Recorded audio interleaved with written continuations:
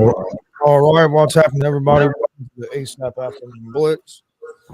Thursday, March 23rd, 2023. Too many threes in there. Sweet 16 NCAA March Madness kicking back off today.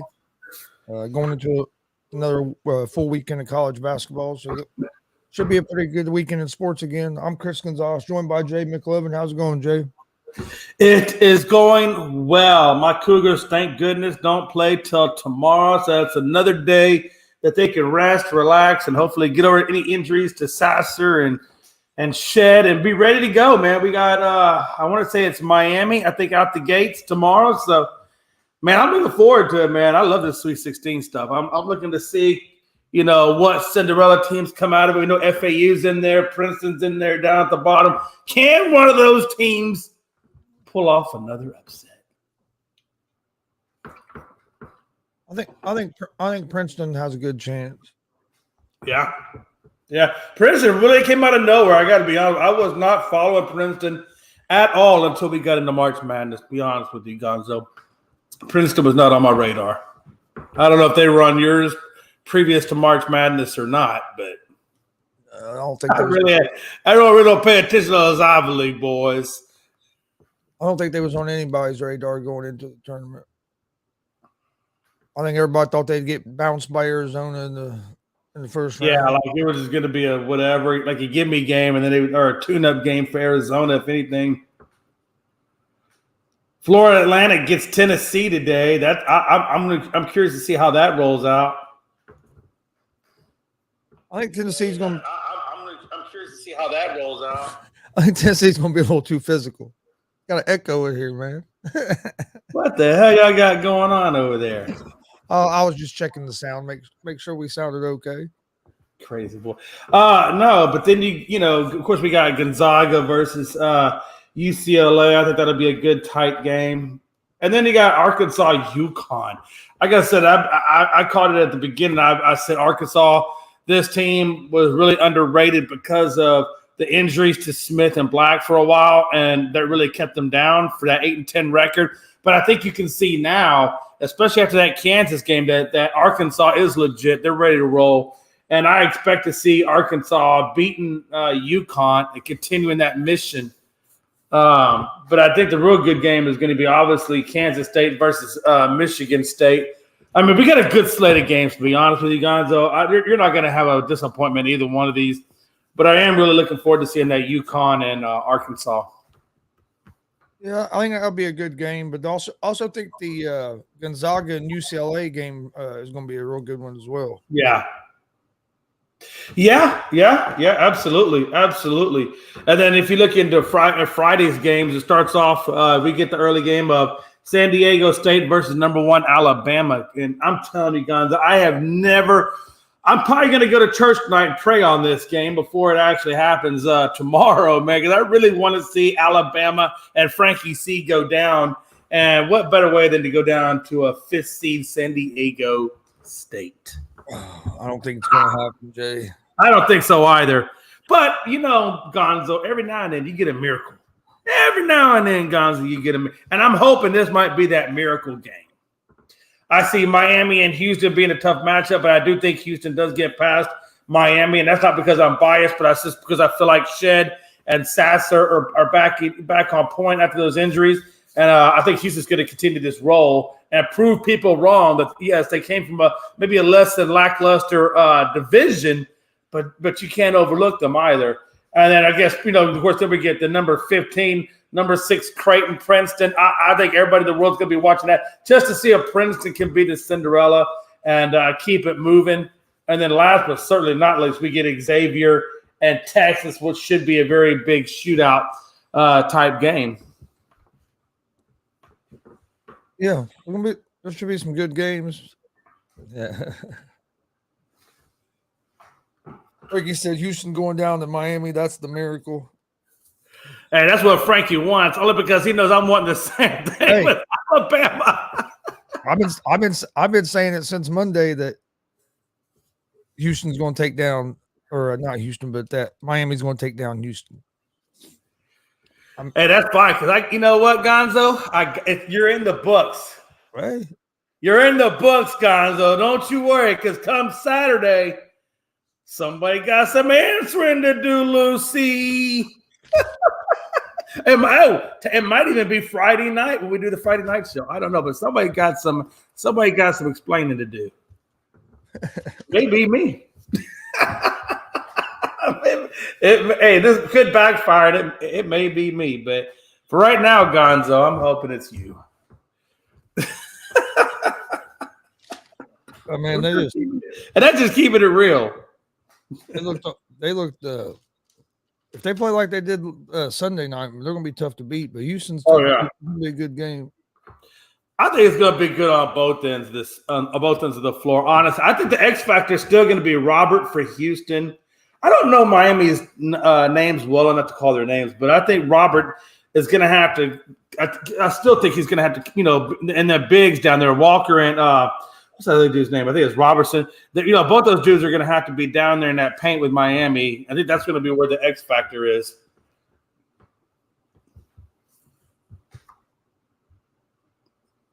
Too many damn.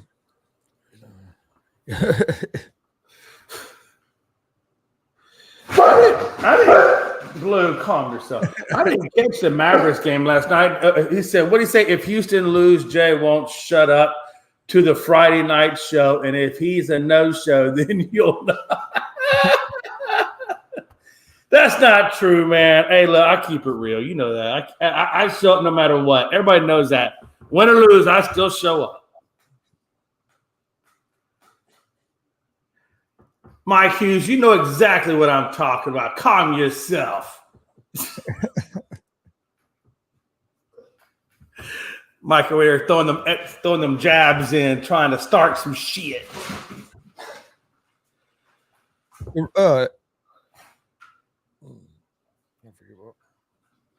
Wow, so Hubert's going to file a protest on the Mavericks' loss to the Warriors last night. Yeah, there's a lot of different teams really complaining about the NBA referees right now. Yeah, that seems to be more and more the case for sure. What's up, Frankie? What's up, boys? What is going on? Man, we were just taking a look at this Dallas and Golden State game now that Mark Cuban is protesting it. It was a 2-point loss that the Mavs took, but apparently, I guess there seems to be some confusion with the refereeing. Yeah, I guess Dallas is saying that there was confusion over which team had possession of the ball that led to an uncontested dunk for Golden State late in the third quarter. I guess giving them the win, but. Yeah, so it was Dallas's ball. Literally, the ref had acknowledged that it was Dallas's ball. And then Dallas ended up calling a timeout. And then after the timeout, Golden State was basically in position of receiving the ball and bringing it in. And, everybody was confused on Dallas' side. Even Mark Cuban was confused. And they're just like, everybody on the Dallas Mavericks is on the other side of the court waiting for the ball to get, to them so that they can, bring it in and do what they got to do. No, the ref stood on the other side of the court, giving the ball to the Golden State Warriors. Literally didn't care. He literally gave it to them and gave them basically a free dunk, which is mind blowing to me after you seen a call that the ref said it was Mavericks' ball. That's crazy. Yeah, you would think so. So it was Dallas's ball going into the timeout, and somehow or another it switched over to being Golden State's ball coming out of the timeout. Yeah, apparently the ref, while in mid of timeout, the ref went over to the table, looked over at the cameras and stuff, and apparently said that it was Golden State's ball, but never told anyone on the Dallas side. Everybody on Dallas was still thinking that it was their ball. So they were just, positioned to bringing the ball in on the other side of the court. Nobody from the Dallas Mavericks side was on the Golden State Warriors side getting ready to, defend or anything. They thought it was their ball. Wow. That is, if I was Mark Cuban, I'd be upset about that too, because that really was then a game that shouldn't have ended the way it ended. Yeah, I mean, well, like if that is the truth, then hopefully he wins that protest, because I think Chris is saying, Frankie, I'm pretty sure you agree too, that the officiation the officiating for the NBA has been a little off. Well, they've been under fire the last couple of nights too, because you had Monty Williams come out complaining about free throw disparity between the Suns. I forget who they played that night. Oh, fuck Monty Williams. He's crying and like then a you little have bitch right now. And then you have it going on with now the Mavs protesting the game. So it seems like here the last week and a half, we've been hearing a lot about NBA referees. Yeah, I think every sport has their issues with reffing. I mean, we all know baseball has their issues with reffing. I mean, that's why they're talking about bringing the damn electronic pitch clock in just to fix part of it. So, baseball has their issues. Basketball's going to have their issues. NFL's had their issues for decades. I mean, I remember, like I said, when the Oilers were playing the Steelers, Billy White Shoes Johnson caught the ball. It was AFC showdown to see who goes to the Super Bowl. Billy White Shoes Johnson hauls in a touchdown. Because he had white shoes on, they called him out of bounds, and ultimately then that led to the Steelers going to the Super Bowl. And then years later, well, I should say decades later, the NFL comes out and rules that was actually a catch, was actually a touchdown. So human error is what I'm getting at. You're going to have human error in every damn sport, and as long as humans are calling the games, you're going to have stuff like that. I'm surprised you brought that up, Jay. If I was you, I would have brought up the goddamn Des Bryant catch over the Green Bay. I mean, look, there's a plethora. I'm just going back to the only reason I brought that one up was because of the significance of. That catch ultimately determined who was going to go to the Super Bowl or not. And that's a big freaking. You can even say the Rams and the Saints, the pass interference call that never got called when it was clearly that's in a good one everybody's eyes that it was a pass interference. The people in the stands saw it in the stadium. The people in the parking lot that was watching the game on the big Jumbotron screen. He said the guy that was making the hot dog saw it. The guys out there cooking food, getting ready for the people to come out. They saw it. Hell, people down the street at the bar drinking saw it. We saw it, and we're not even in the goddamn state of where they were playing at. We were all in our different states. You got Jay over there. At that time, Jay was probably overseas. Who knows what country or state he was in. You got Chris over there probably getting surgery, as he always does, in the hospital watching the game. And you got me over here getting screamed at by young kids watching the game. It was insane. We all seen it, and it was still not called. I was actually going to go with Frankie, a blunt, a hoagie, and a beer on the couch. But if you want to go with the kids, I'll let you have it. Yeah, I think you're going to see the blunt's right. The blunt's correct.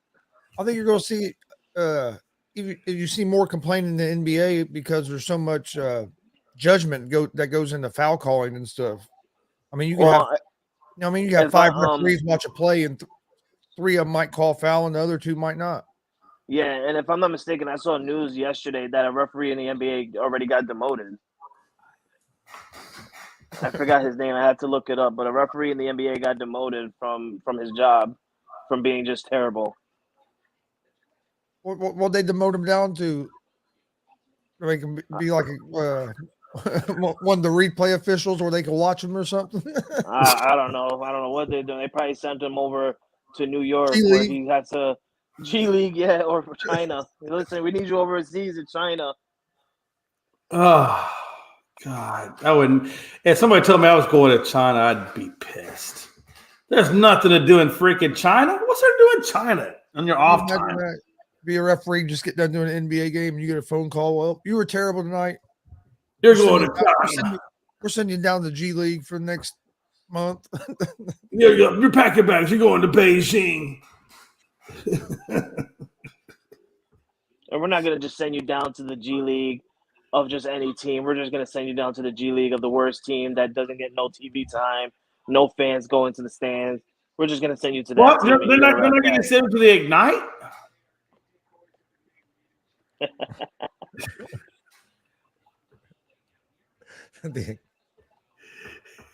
I guess you don't qualify. Oh. What a time, man. What a time. Yes, Jay. What a time. What do you think about the Panthers sending 11 guys to Stroud's Pro Day? I guess they're going to have 11 people at Young's Pro Day. Do you think Young all the talk is Stroud's going to be the number one pick. Do you think Young, at his pro day today, can surpass Stroud? I'm not surprised that C.J. Stroud, that the Carolina Panthers send that much. I mean, you're sitting at the number one overall pick, so you want all those eyes to look at, the player that you want, either C.J. Stroud or either Bryce Young. You're gonna have to send all those people there and get all the mindset of those people. If you get every single one of those people that just comes to you and say all the same things to you, then you know that, okay, I send all these guys to go see him. They're all coming at me with the same thing, telling me great things about this guy compared to the other guy that we just saw. I feel like, maybe we should go this route. And I've been saying it for a while. If the Chicago Bears would have traded down to maybe the Colts or even the Texans for that number one spot, the Colts and the Texans would have drafted Bryce Young. No doubt about it. Bryce Young would have been number one overall. Now that Carolina has got the hands on the number one pick, and Carolina, having that number one pick, they still right now they're actually looking pretty decent by getting some good key free agent people. They really are. If you've been looking at the Carolina Panthers signings lately, it's not big name players, kind of, not like DeAndre Hopkins, Jerry Jeudy, CeeDee Lamb, none of those names. But you look at them and they still, okay, well, we bring in this quarterback. He's going to be kind of successful because of what we're building around him. And I'm liking what Carolina's doing. They secured that number one spot, sending away DJ Moore, and yet they're evaluating all different positions to know who they're going to bring in as that quarterback. And I think the best opportunity for Carolina has got to be C.J. Stroud. And I said this to Jay, I think it was yesterday or 2 days ago, right after his his little combine thing or whatever. And he looked great. He looked fantastic. But guys, can you tell me who also did that? Who also had their own workout and looked great and looked fantastic? I believe his name goes by the name of Zach Wilson. And what happened to him? I don't want Carolina to go ahead and draft C.J. Stroud, and then next this guy is a bust. I mean, but that's the thing, right? You can have a great combine. You can even have a great pro day, and you can stink up the league. Or you can be like a Tom Brady, and I'm not picking on Brady, but you can have a terrible combine, but then just blow up in the league. I mean, the combine is just a slight measurement. Same thing with the pro day, because the pro day are all passes that he wants you or his coordinators want you to see. You don't get the full gamut of the weaknesses or anything like that. All you see are the strengths. He plays to his strengths, which I don't blame him for doing that. It would certainly be a bad business move on his part to go out there and showcase your weaknesses. But again, just because the guy's a good pro day, I mean, it's all designed for him. Well, I'd rather see a young quarterback throw at the combine than at his pro day, because at least at the combine, it's not just all the throws he wants to throw. That's what I'm saying. I mean, the combine will give you a little bit more of a real accurate picture than his pro day will, right? And you're also throwing not to just people that you would not the people that you hand select. Ohio State. You're throwing to people that are from Auburn. You're throwing to people that are you're throwing to different leagues. You're throwing different routes. You're throwing it to players that have different cut styles. Like, it's better to do it at the combine where you have all those other people watching you compared to just, okay,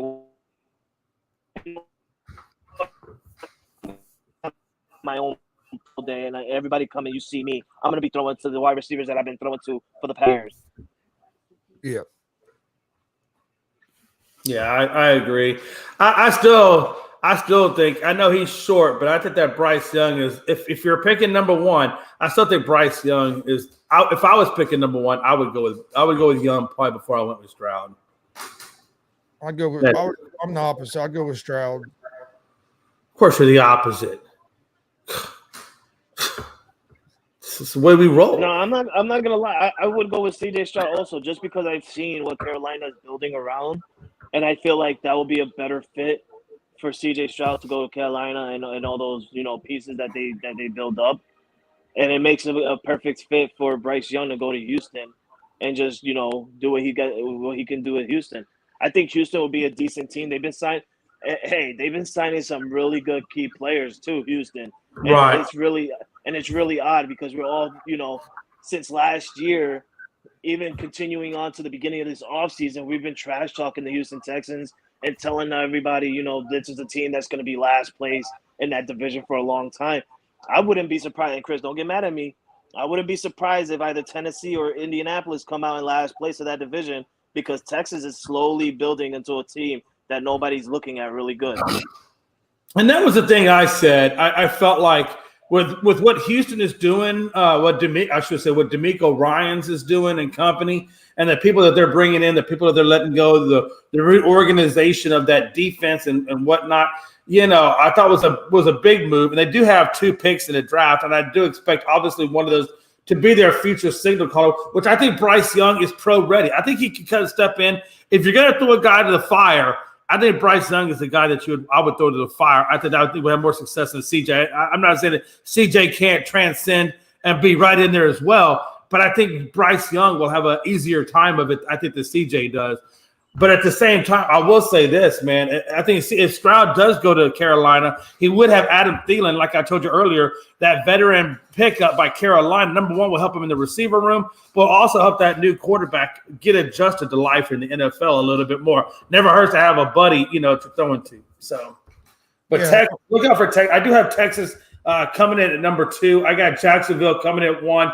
I got Tennessee at 3, and then I got Indianapolis at 4. Sorry, Gonzo. I just do, man. Tennessee will be at 4, but I told you, Jay, this back when Ryans first got the job with the Texans. I liked the hire of Ryans because he was going to be able to shape this team the way he wanted to because they have like 9 draft picks in the first 2 or 3 rounds this year, and I wasn't even counting what they were going to do during free agency. And they've had like Frankie said, have had a good free agency. So I do like the direction they're going. But I would go with Stroud over Young. A lot of it is size. I think that's why the Panthers are going to go with Stroud is because Reich has always been a guy. If you look in his history, he's always like the quarterback's around 6'4". So I think that's one reason they're going to go with Stroud over Young. But that's one of the main reasons I favor is Young is just so small, 195. I just don't know if he's going to be able to his body going to be able to handle taking the beat. Let me ask you a question, Chris. You guys just picked up Gardner Minshew, which, by the way, I felt like for what was available and where you guys are at, I thought Gardner Minshew was a good pickup. I think hold on. I think here's the deal. Here's what's going to hurt Chris, and I hate to say this for Chris because I'd rather see Chris in the 4th spot trying to vie for Caleb Williams or whoever comes out in the draft next year because I don't think either one of us think that Levis or Richardson is the right pickup for the Colts long term. So I'm thinking is this. I think Gardner Minshew kind of screws you over. I think you win just enough games that you don't get that number 1 lottery pick. And I think you could, like you said, you could come in 3rd because I think Gardner Minshew will keep you competitive. I think he keeps you more competitive than what Ryan and all them did. So I think that was an upgraded quarterback over last year's and what you've had in the previous. So I think Gardner Minshew actually keeps you from being able to draft a quarterback that you need to draft to be your franchise guy. So even though the Gardner Minshew was a good pickup for you guys, I think at the end of the day, he's the one that screws you over long term. Can I throw my 2 cents into this now? No, you cannot. You already had your all right, I'm going to do it anyway. Are you invoking administrative privilege? I kind of do like. Actually, I am. So shut your mouth. I kind of do like the Gardner Minshew because it is better than Matt Ryan. Yes, I agree with you on that part, Jay. But I don't think Indianapolis Colts will be 3rd in that division. I think they're going to be in last place, and because it's the one reason is because of Gardner Minshew. The only reason why he went to Indianapolis. Can you tell me who's their head coach now? Oh, it's striking. How do we say Steichen? How do we say his name? And what was his position last year? Offensive coordinator. For who? The Eagles. And who was? Yes, Gardner Minshew was there. I get the Gardner Minshew. That's what I'm saying. I get the Gardner Minshew. Indianapolis died. And that's the only reason why he brought in Gardner Minshew was because they knew they weren't going to go the route of Matt Ryan. They seen what he did last year. He was horrible. This guy was like, okay, well, let's bring in Gardner Minshew. I kind of coached him with the Eagles last year when he backed up Jalen Hurts. When Jalen Hurts was hurt, he came in. He actually had a solid game. Didn't get enough wins for us, but he had solid games where he could have won. It's not enough. It's not enough for the Colts. He doesn't have nobody to throw it to. You can't let a person that just came off an injured reserve on Jonathan Taylor carry the ball every goddamn down because the man is going to end up getting hurt again. So you can't do that. You got to get some weapons for him. Compared to Tennessee, you still have Ryan Tannehill, you still have Derrick Henry, and you still have that young dude Burke, who's actually dominant wide receiver, who showed up last year for the Tennessee Titans, which is why they went a different route from Robert Woods and A.J. Brown. They were like, okay, we don't mind giving away A.J. Brown because we got this dude Burke. Tennessee's actually still pretty good defensively. Tennessee's shitty in the defense. Hey, you say that, but watch. Tennessee comes out first play, first game, and oh boy gets a turf toe injury, and Malik Willis has to carry the load. Okay, let's see how that plans out for you. Okay, you can say the same thing about Indy. You could absolutely. I don't think won game one. Jonathan Taylor takes the ball. In actuality, if that actually happened, that'd be the best thing for Indy because they would be a sure win for Caleb Williams the next year. I don't think Minshew is going to screw the Colts because right now we haven't put enough around them. We got to see if they're going to do anything at receiver. Like Frankie said, they brought in McKenzie. That was an upgrade from what we had, but it's still not enough. And then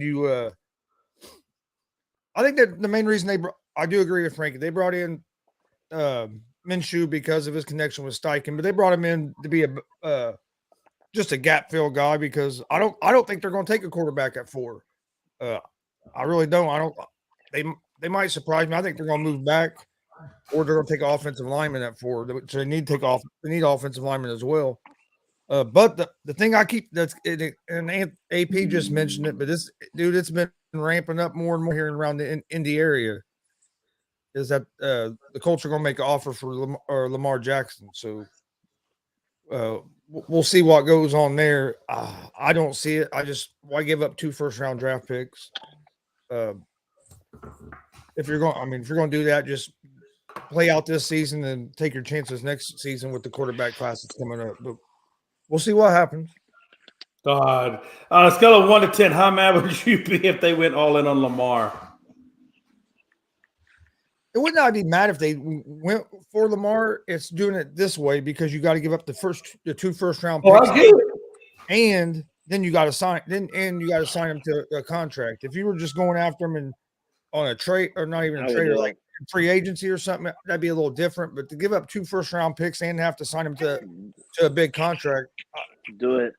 Here's the thing, though, right? Here's the thing. The picks don't scare me as much as how much money they're going to have to give up for him. Because let's be honest, picks are, like we always know, they're possibles. Lamar got talent. You know what Lamar brings to the table. You know what he's worth, things like that. Here's why the picks but you don't know necessarily that those picks that you're giving up are going to translate into a player that's good enough to be like a Lamar. Here's why that's a guarantee. There's no guarantee. I understand what you're saying, but here's why the picks scare me. You give up say you give up your next 2 years first round picks for Lamar. Well, let's say Lamar, you sign him to a big contract, he gets hurt. Well, now you're going to be terrible the next 2 years, and you're going to be drafted in top 5, but you're not going to get those picks because you traded them away. So now you're even screwed more. Well, that's true. And that's why they call it the name of the game, baby. You roll the dice. You know what, Chris, though? You know what? I will still do it. But you can't win what you don't put in the middle, Chris. You can never win what you don't put in the middle. Are there risks? Oh, no, I'm saying is, are there risks assigned? Of course there is. Hell, there's risks in everything you do in the NFL. How many chances are you going to get at a guy like Lamar Jackson who can be a playmaker? Me personally, I don't think Lamar Jackson is the right quarterback for the Colts. I think he's a horrible quarterback for the Colts because you got the star-studded running back behind you, and the minute you throw Lamar over there, you're going to start cutting into his numbers because Lamar is not a typical passer, and there is no wide receiver one. The line's not that great. Lamar would I disagree with you there. You put him and Taylor, that's going to help. That's going to help both of them. You have both them in the back. Exactly. And not only you think that as you will. Not only is it going to help both of them, Jay, you also have to understand, if you have both Jonathan Taylor and Lamar Jackson, now it confuses the defense. Who's going to run the ball, Lamar Jackson or Jonathan Taylor? Well, you damn sure know they're not throwing it. So how if you're a one-dimensional team, right? It don't matter. If you're a one-dimensional team, how is it hard to really? I mean, how is it hard? Hold on. Hold on. Don't say they're not going to throw the ball because Isaiah McKenzie is still a good guy. And coming from a person who had to deal with this guy 2 times a year for the last 4 seasons, I know. Isaiah Well, I'm McKenzie not can saying be that he real won't throw the good. ball, but I will say game planning isn't going to be as hard when they're more of a run team than they are a pass team. Yes, Jay, but you have to think. Put it in your head for a minute, all right? Just put it in your head for a minute. Lamar Jackson, Jonathan Taylor, Isaiah McKenzie, they're on the line. They say hike. Lamar Jackson, go ahead. He does his route, fake handoff to Jonathan Taylor, does his route, and makes it look to the defense that Lamar Jackson's going to run right before he gets to that line of scrimmage where he can't or can't throw it. Instead of making the run, you got a wide open Isaiah McKenzie because everybody's thinking Lamar Jackson's going to run it. Then boom, right there. If he's wide open, that means my cornerbacks and my safeties didn't do their job. That's the problem. Put your cornerbacks and safeties in tough position because they're coming up to play the run. I don't know how that's I get it, but it's not like McKenzie's a lightning fast burning guy that just, come on. I mean, look how good you can tell me that it's, But think about it, Jay. Look how good Baltimore's offense was when J.K. Dobbins is healthy, and they have the running back and they had Lamar. The offense was totally different when he had his healthy running backs. And when he wasn't throwing to his running backs, he had it wide open. I mean, I understand where you're coming from. I'm not in that same train of thought. If I'm a defensive guy, if I'm a defensive coordinator, I'm going to make sure that my cornerbacks are playing and their safeties are looking over top. They're probably going to play his own defense, but I am going to guesstimate that I would say more than 50% of the time that Lamar is going to either run the ball or what's his face is going to run the ball. 50% of the time, the Colts are going to be running the damn ball. I don't think so. I don't think so because you could throw it to either Isaiah McKenzie or you can even throw it to the long time tenure Colt right now in Pittman. You're acting like Jackson can't throw the ball at all. This dude. I didn't say Jackson can't throw the ball at all. What I'm saying is I think it takes away from. He has a 64% completion percentage. He's thrown for 101 touchdowns in the NFL, Tony, 37 interceptions. He has a passer rating of 96.7 in his career. And everybody acts like he's just a bum and can't throw the ball at all. How many yards is he averaging per game, and how many yards is he averaging per throw? And realistically, I think the only person that acts like Lamar can't throw the ball is Pride. Just being honest. He's the only one that will come on any show and say that man can't even throw the ball. That's why he runs. I'm not saying that Lamar can't throw the ball. What I am saying is that he's a run first guy, or as Pride likes to call him, he's a playmaker. He's a playmaker before he's a quarterback. No, I totally see what you're saying, Jay. I really do. Honestly, I really see what you're trying to say. Like yes, Lamar Jackson can go in there and he can change that whole dynamic up and just, the hell with it. We all know that team is going to be a run-first team because that's what Lamar Jackson likes to do. But the reason why he was doing that in Baltimore, realistically, he had Hollywood Brown at some point, and that was his top target. He had Hollywood Brown and Mark Andrews. Fantastic. Hollywood Brown goes, they traded him to Arizona, and now he's only stuck with Mark Andrews. So now we're only thinking and we're only looking at what he'd done last year because he didn't have nobody. He didn't have J.K. Dobbins. J.K. Dobbins was injured last year. He didn't have Mark Andrews. I understand what he had, what he didn't have, but I also understand, like other people have said before, that most wide receiver ones don't want to play with Lamar. They don't. And I got to be honest with you, if I'm a Justin Jefferson, I'm not going to play with freaking Lamar. That's a career killer for me. And what I'm trying to do. I'd like to see a proof of where the players came out. I'd like to see a proof where everybody's trying to go over there. I like the proof to see when the hell the Ravens had a wide receiver one. Yeah. That's what I mean. They've never had a wide receiver one since he's been there. That's that nobody wants to go there. That's the point. If I got a quarterback that's if I got a quarterback that's run first, throw second, I'm not going there when my bread and butter is the pass. Hold on, I'd rather you give me to a Herbert. I'd rather you give me to a damn Dak. Hold on. So Jay, if you're a wide receiver, Dak does throw the ball. So I mean, come on. So Jay, you're a wide receiver. You're sitting at the draft table, waiting for your name to get called. The Baltimore Ravens come up. You get the call. You're gonna sit there on the phone and tell the owner, "No, I don't want to go there because Lamar Jackson is your quarterback." Hey, look, you're going to go where you get drafted. But what I'm trying to tell you is, when it comes time and up, I'm going to explore my options because at the end of the day, he's not going to get me the wide receiver record. And I'm sorry, if you're at a skill position, there's probably goals that you have set for yourself, especially if you got the talent of a Jamar Chase, Jefferson, or so forth. I want those records. I want those 200-yard passing games. And I'm not going to get nothing like that with Lamar. It's just not going to happen. Jay, he threw last season. I think he will. Last season in 12 games, for a run-first guy, he threw for 17 touchdowns. He only had 3 rushing touchdowns. He threw for 7. He was averaging 7.5 yards a throw, which isn't terrible. It's not great. There's a lot of guys. He had nobody. I'm just saying. Okay. I mean, again. I'm just trying to tell you, me personally, if I'm Justin Jefferson, I'm not going to a team that's got a guy like Lamar. I want a traditional pocket passing guy that's going to get me what I need to get my job security. Because at the end of the day, I'm trying to make money too. So basically, you're saying you don't want Lamar Jackson because he's not a white pocket passer. I don't know about the word white, but if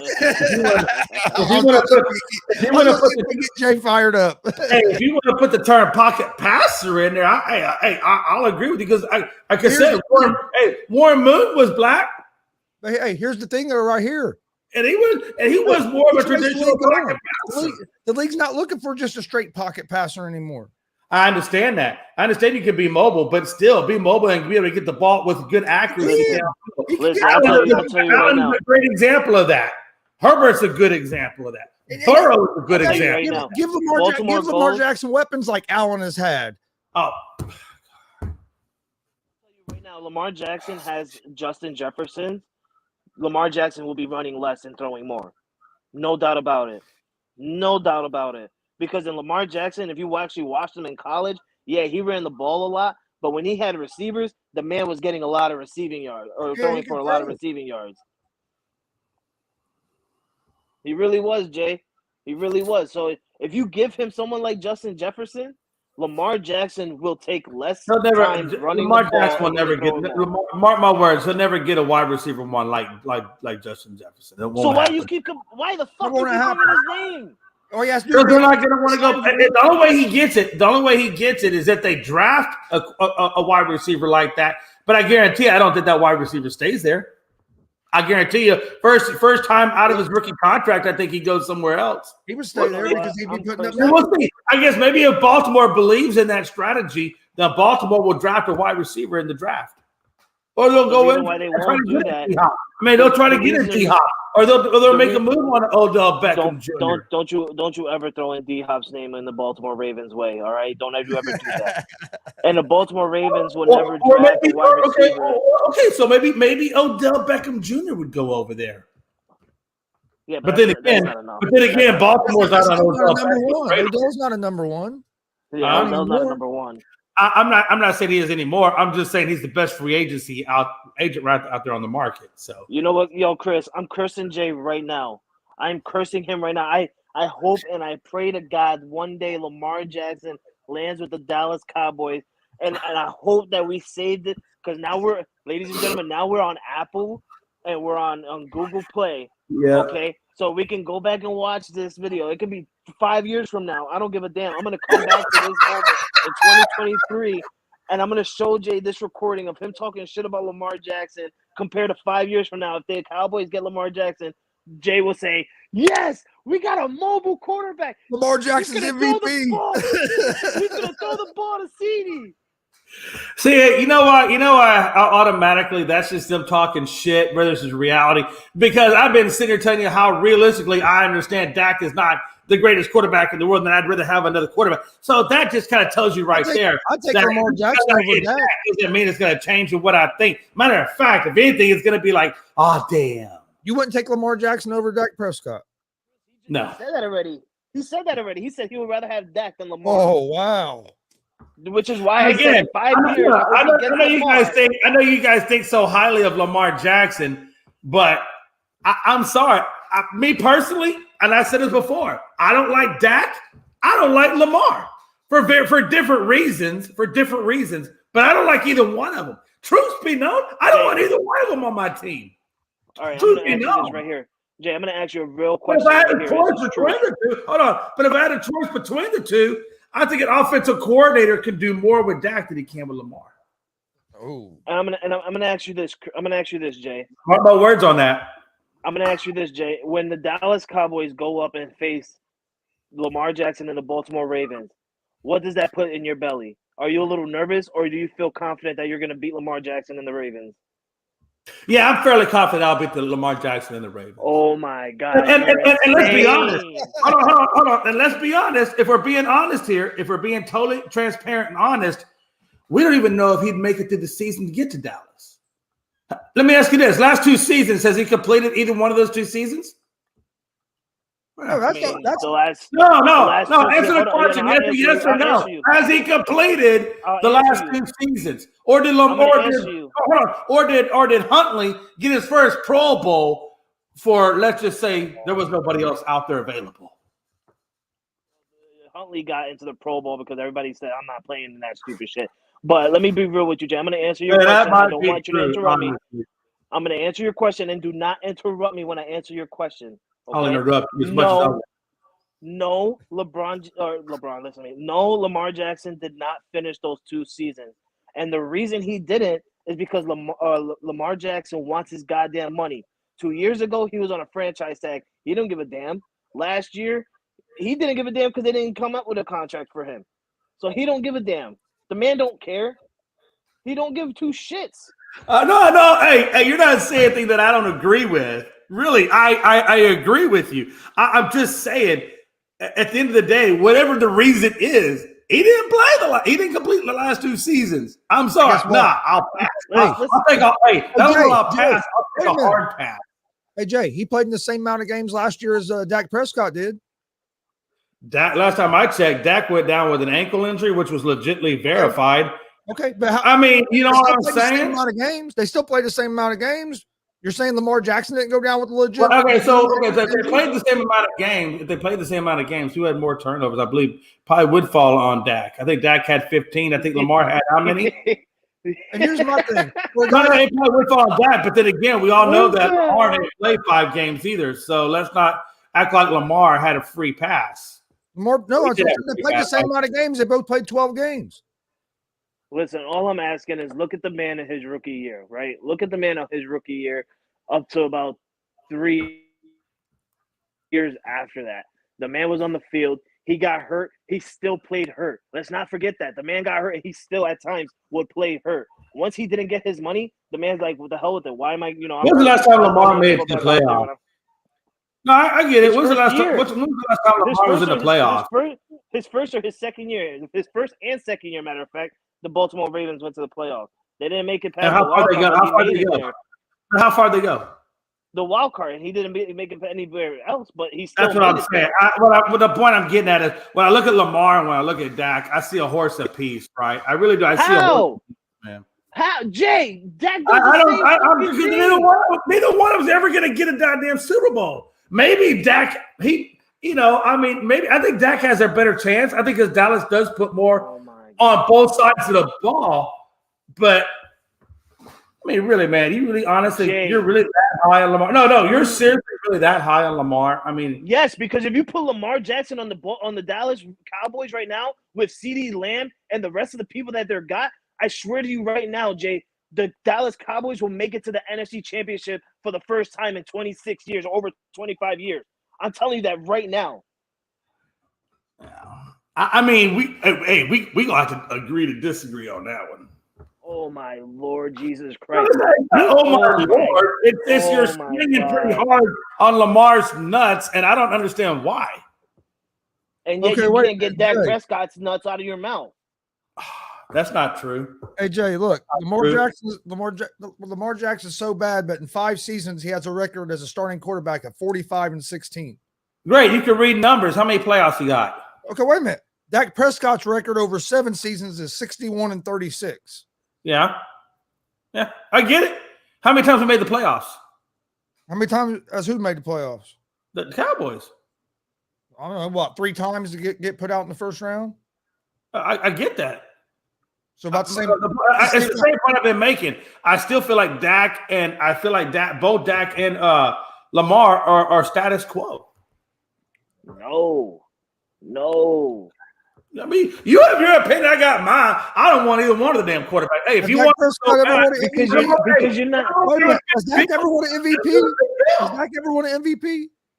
No, but he won comeback player. Dude, you seriously think that freaking Lamar was really the true MVP of that shit? Yes. So you telling me that he's better than Patrick Mahomes? He was the MVP that year. Yes. God. Okay. What are we talking about? It's okay. You got Lamar Jackson on the Ravens, who got no number one wide receiver since he started, since he came into the league, because we all know that this freaking Harbaugh dude likes to draft defense because he's a defensive dude, and that's what the Baltimore Ravens are known for, is being one of the best teams with the best defense. So the man doesn't have wide receivers, yet he still takes his team to the playoffs, Jay, with no receivers. Wait. Last time I checked, like he said, it's been a long time since Baltimore was there. Long time. Matter, Jay. The question, the answer, or whatever I'm sure the statement is, he went to the playoffs with no true number one wide receiver. No true number one wide receiver. You put him on the Dallas Cowboys with CeeDee Lamb, okay? With who else you got? With Brandon Cooks right now. Oh, I get all the guys, but hey, they were in the playoffs 2 years ago, and he was 1-1 in the playoffs 2 years ago. So it ain't like it's been forever. Look at that. So he's got the same playoff record than Dak. All right, man. Hey, look, I'll let you. Hey, if you want to take him, you take him. Look, I'm pretty sure I'd have to do more research to give you the full accurate depiction, but. Hey, if you believe in him so much, and everybody else and all these other teams believe in him so much, where the damn are the offers? It's MVP season, Jay. They where's were the 13-2. Wait a minute, you said he won MVP. Wait a minute, you said he won MVP. Listen, 13-2 that year, 36 touchdowns, only 6 interceptions, a passer rating of 113-3. He rushed. How many yards did he throw that season? Wait a minute. Then he also rushed for 1,200 yards and another 7 touchdowns. Yeah, I have no doubt that, because, like I said, he's a run first.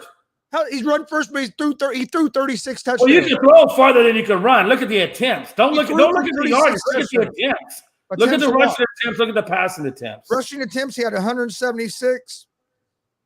Passing attempts, he had. Hold on. Hey, I don't know why people keep saying this shit. Hey, nah. I never in my life said that.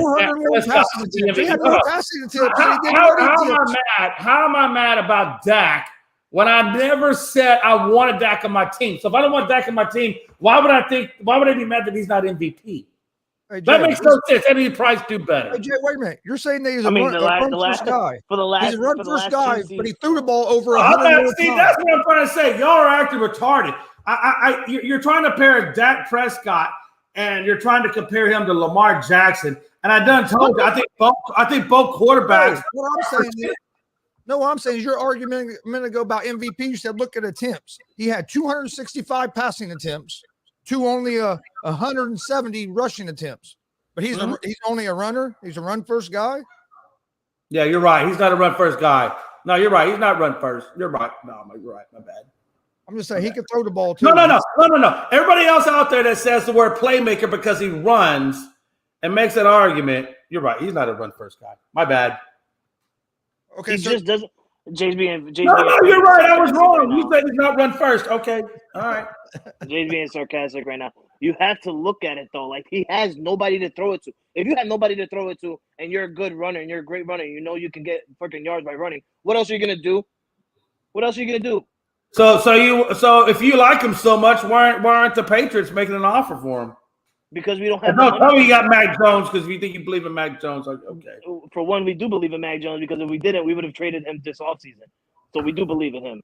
I didn't say you didn't believe in him. But tell me if he's worth it. And there has been rumors that the Patriots were linked to Lamar Jackson, but I don't believe that shit because I know that Bill Belichick won't go that route because we don't have the money for him. We don't have the money for him to bring him in. All right. But if we really did, I will excuse my language, I will love to have Lamar Jackson on my team. As a matter of fact, Lamar Jackson was supposed to be on my team, goddammit. He really was. But instead, Bill Belichick want to be retarded and go ahead and draft N'Keal Harry over Lamar Jackson. Man, I pray to God that Lamar Jackson never makes it to Dallas. If he ever makes it to Dallas, I know we're fucked. Oh wow! God, let's go to that's just me. That's just me telling you the truth. I would never want Lamar Jackson. That's not who I would want. For me, that's a backward step for the Cowboys. We don't need that. A backward step. We need to go forward. We need to go forward from where we are. And the only way we go forward from where we are is either going to be free agency or going to be probably through the draft, because I guess they're wanting to keep Dak longer than what I would want them to keep him. So. But you won't sit there and say, God, man, we still have Dak. We still suck. No, you're going to sit there and say, if we had Lamar Jackson, I would feel even worse. You'll sit there and be like, oh, I don't want Dak. I've been saying it for a couple of years. I don't want Dak, but we're going to have to ride out with him. He has a better chance at getting us to the playoffs. But yeah, you sit there and say, damn, we get Lamar Jackson. I know we suck. It's a step back. A step back. Really? Yeah, I do, because he's going to acquire a lot more money in cap. So that's a lot more money we're going to have to pay him, number one. And then number two, if we did want to give me that to give us the draft picks, I don't want to give up my future. And number three, he's just not a big enough upgrade over Dak for me to want to give up all. Wait a minute, you just told me draft picks weren't a big deal because they're hit and miss anyway. So why that wouldn't give them okay, apparently you are not thinking. Right, you want a quarterback, guy. Why would I give up draft picks when I already got a goddamn quarterback? That makes no fucking sense. That makes no fucking sense. I mean, at least if you're gonna try to come at me with some shit that makes sense. I already got a good quarterback. You know, he's not great. Well, he's what not. I'm saying is, you just told me. And I'm not getting a quarterback for a guy that ain't gonna get me nowhere. And I got to give up future draft picks and a large cap. Get the fuck out. So why not? Hold on. So why not give up one draft pick? And when I made that argument, wait a minute. I made the same argument for the Colts, and you said draft picks didn't matter. I said that. I didn't want to. If I believe in him, if I believe in him, you asked me a question, won't let me talk. You're right. You asked the question, won't let nobody fucking talk. That ain't true, and I can't let that happen. No, that's what you did say, but you won't let me repeat what you said because you don't want people to hear it. Because it's always whatever Jay says, nobody else can talk. I said that if they gave up their two first round picks would worry me because of giving up your draft capital in the future. And you sit there and said, well, draft picks are hit and miss. That ain't giving up your future. But now with the Cowboys, no, that's not what I said. What I said was you don't know if they're going to pan out. What I'm trying to tell you is I'm not if I'm going to give up draft picks, if I'm going to give up something, it better be something extremely exceptional. Like it better be an Aaron Rodgers, a Pat Mahomes, a Burrow. It better be somebody that I know is truly just that gifted that I'm willing to give up those picks for. That's what I'm saying. And if I got Dak Prescott, and I don't think Lamar is really that much more of a difference maker, I'm not going to give up that draft pick. It doesn't make sense. It doesn't make sense. Okay. Oh, by the way, you can all go fuck yourselves. I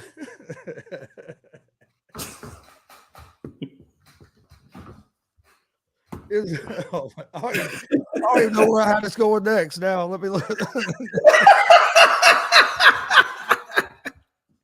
Damn. I never thought I'd be having a hard conversation over Lamar Jackson.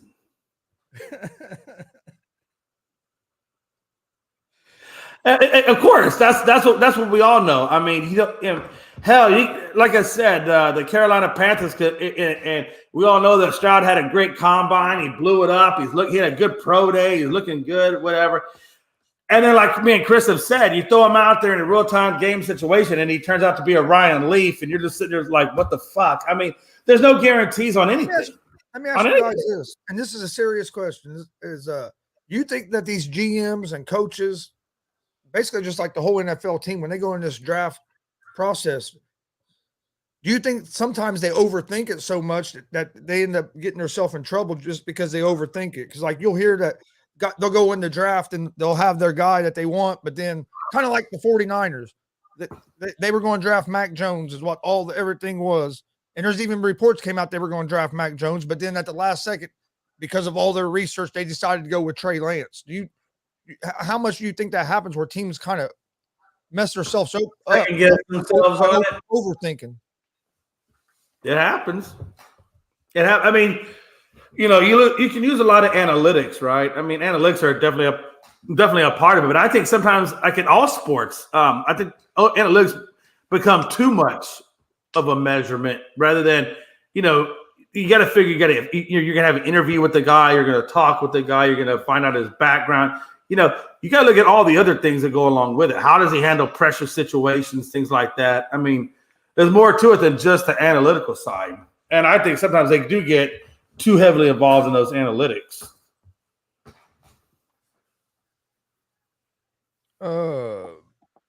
Jets are bringing back running back. Dak Prescott's worse. Lamar You Jackson said what? is better. You said what? I said Lamar Jackson is better. God damn it, Lamar I Jackson. can't hear you. Can you say it again, please? Lamar Jackson. I can't hear you. I can't hear you. I think you're muted.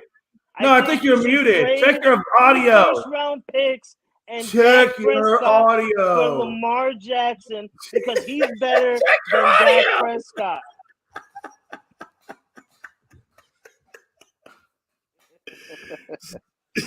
You're such a dick, but I love you. Jets have reached agreement with running back Ty Johnson on a 1-year deal. So, Wow. Is that supposed to make me nervous? Am I supposed to be shaking in my cowboy boots? Well, I will say this: if they are improving that offensive line, that is for the Jets. That was a big weakness. So, I mean, for us, whatever, it's not a big deal. But for that team, that could be a big deal. It's nothing, Jay. It's nothing. You've been giving these guys this freaking you've been praising these guys for the last 2 years now, Jay, and they have I don't know about the last 2 years. I did say though that this year I felt like the Jets were making a lot of the right moves and going in the right direction. Sauce Gardner was definitely a good pickup in the draft. So I do think they are making trends. Obviously, they're making trends in the right direction, right? They finished better than the Patriots did. No, they didn't. They came in last. Are you sure? Wait, were the Jets in last? Well, if they were in last, it wasn't by much, though. Yeah, they were in last place. They were down only 1 game behind us. Okay. And the reason for that was, or I don't know if they had the same record. That must have been right about the same time that Mike White, when they were having transitions from Wilson to Mike White. I mean, last year was such a – and I don't even fault the Patriots for what happened last year because you guys had your mess. The Jets had their mess. One was at quarterback. The other one was at who's going to be the offensive coordinator. I mean, the both of you had your messes last year. But I will say this. I think the both of you have strengthened or have gotten yourself out of those mess. Now that you guys brought in Bill O'Brien, that gives legitimacy now back to your offense. The Jets are bringing in, Aaron Rodgers, whatever, and they are making some good trades. No, they're getting some good pickups. Hold on, but I do expect that division to be tough. You just said about Aaron Rodgers, like, are they though? Like, are they? Because the Packers Packers right now are looking like the real assholes by just holding on to Aaron Rodgers and having, ship them off to New York yet. So are the Jets really, trying? I think the Packers are just upset that they can't get enough back for Aaron Rodgers, and I think they're the ones holding up this deal because they feel like they should be getting a number one, and ain't nobody going to give up a number one for a 39-year-old quarterback that's not named Tom Brady. You know what I'm saying? This is not going to happen. No, I think they were trying. At first, they were trying to get 2 number ones, and I think now they're that's just asking incredible. They're trying to. Who was it that just got traded? And they got 2 number ones and 2 number twos. Oh, the Bears. The Bears. They're trying to do exactly what the Bears did. Trade out the number one more. Yeah, they're trying to get 2 first-round picks and 2 second-round picks and potentially. Probably a certain player or whatever. The Jets aren't doing that shit. The Jets are not doing that. Jets are going to give up a 2nd-round pick, maybe a 3rd-round pick, and maybe a player. No, I'll tell you one thing. You got to give them more for Aaron Rodgers. Hey, that Brandon Cooks trade really screwed over D-Hop's. And actually, And actually, it might be a couple of second-round picks because of the Jets getting that other second-round pick yesterday. That might have been part of why they traded for another second-round pick. I don't think it's Jay, to go to your thing. I don't think that it's screwed D-Hop.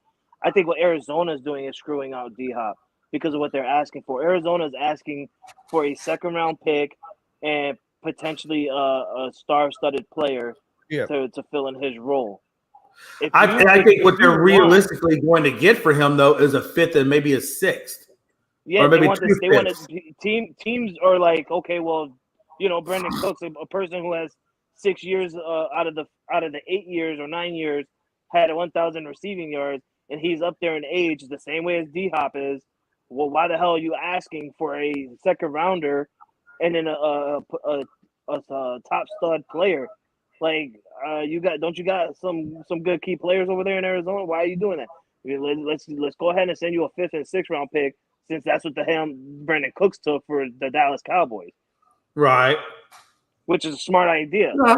But then again, me being a Patriot fan, God damn it, Bill Belichick, send these goddamn people a second round pick and DeAndre Parker or Devontae Parker. I don't give a damn. Get D-Hop, damn it.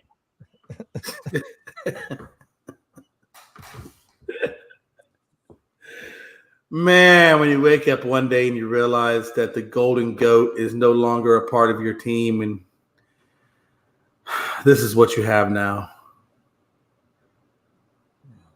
Yeah, I woke up that moment 3 years ago, damn it. Shut up. Hey, listen, man. Hey, but you had a hell of a run with Tom, though. Jeez, you had a hell of a run. I did. I think Come on, man. Damn. Jones can be good for you guys if you put weapons around them. Who, Mac Jones?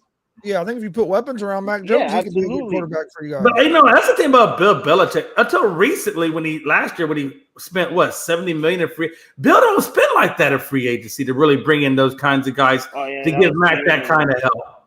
Yeah, 2 years ago he spent over $154 million on offensive players. Matt, Jonnu Smith, Hunter Henry, Nelson Aguilar, all these other people. So he spent a lot of money, but hey, I don't give a damn. Bring in D-Hop. You bring in DeAndre Hopkins, I'm telling you right now, you're setting Mac Jones up for success. Everybody keeps talking about Mac Jones. Is he really that quarterback? Some people tell me, we're looking good, but the quarterback position looks, a little iffy. No, Mac Jones is still a good quarterback.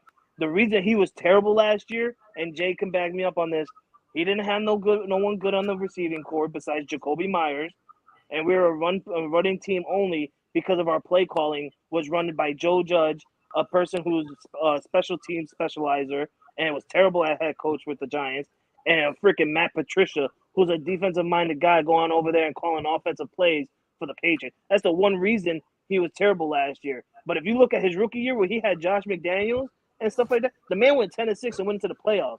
And he beat the Buffalo Bills in the regular season. Hey, real quick, Anthony Price. I get it, man. Dak threw a lot of interceptions. But you know who else threw a lot of interceptions? Josh Allen. Hold on a minute. Hold on. Now, Dak threw 15, no doubt. Josh Allen threw 14. That's one less. Why are you not giving him shit? Hold on. Why are you not saying shit about Josh Allen? Jay, why are you even 15 in less games. Jay, Dak threw 15 in less games than Josh Allen. Why you hush your mouth. 14 is still 15, okay? Calm down. Can I ask Allen played all 17 games. Why do you care what Anthony Price say? That man's a Washington Commanders fan, Jay. And you let him get to you? The man right now don't even know who his quarterback is. Tyler Heineke's over with Atlanta. You don't know if he's going to start Nick Foles or who is it? Carson Wentz. They released No. I think they're starting Howell. They've already said Howell. Who the How? How makes me want to say how. How is Howell quarterback? I don't care how old it was. I just hadn't had a chance to get back to it, okay? You calm yourself. Have you guys heard anything about this, though? If Hopkins tests positive again, does he get suspended for a whole season? God, how does he not? I mean, if that's his second failed test, I would imagine that would suspend him. Yeah, I don't know what the exact. Well, they suspended him for what? 5 or 6 games last time. Yeah. What happens if you get caught again? PED test? Yeah. Oh, shit. He's failed one last year or whatever. He hasn't failed another one, but AP's saying if he fails another one, is he out for a whole year? I'm not sure, but it could be. That could be like the consequences for a second one. I mean, it's real. Man, It's a real easy answer. that's true though. For him, it would suck. Anyway. It would piss me off, honestly, if he gets suspended for a whole year because look at freaking what's his guy's name? Josh Gordon. Yeah. Like, look what he had to deal with, and that was just him smoking weed. So, yeah, that's true. now Josh Gordon's not even on the. He's not even on the damn roster of any NFL team. The man had to go and prove himself back over in the XFL to just show teams that he still is that dog and he still can do what he does. And he's having a hell of a ball over there in the XFL. Oh yeah, he's putting played up well. high good numbers and shit. Yeah, he's played well in the XFL. Made some hell of a catches as well. Gordon just needed a fresh opportunity in the right system to really get himself back. And I don't know that he necessarily had that. He's playing good. He's playing good in the NFL with who is it throwing him the ball? Is it? I'm trying to think. Is it DiNucci? Whoa! Oh God! If he's got DiNucci throwing him the ball. Wait a minute. No, he might not have DiNucci. Damian, you are the most. Hold on, I'll find out. Kyler Murray's not that guy. What? Oh my God! Now you sounding like Jay saying Lamar Jackson's not that guy. Get out of here. Hey. Lamar's not that guy. Calm down. He's that guy. He's that guy for the Cowboys. No, he's not. Are you going to watch the race between T.O. and Brandon Marshall? Really? When the hell is that? Yeah. Hey, Rob, if you know when that is, put that in the comments. I definitely will watch it for sure. I'll tell you, hey, T.O.'s still running 4.344s. Rob, where you getting these news from? Black Adam Scheffner?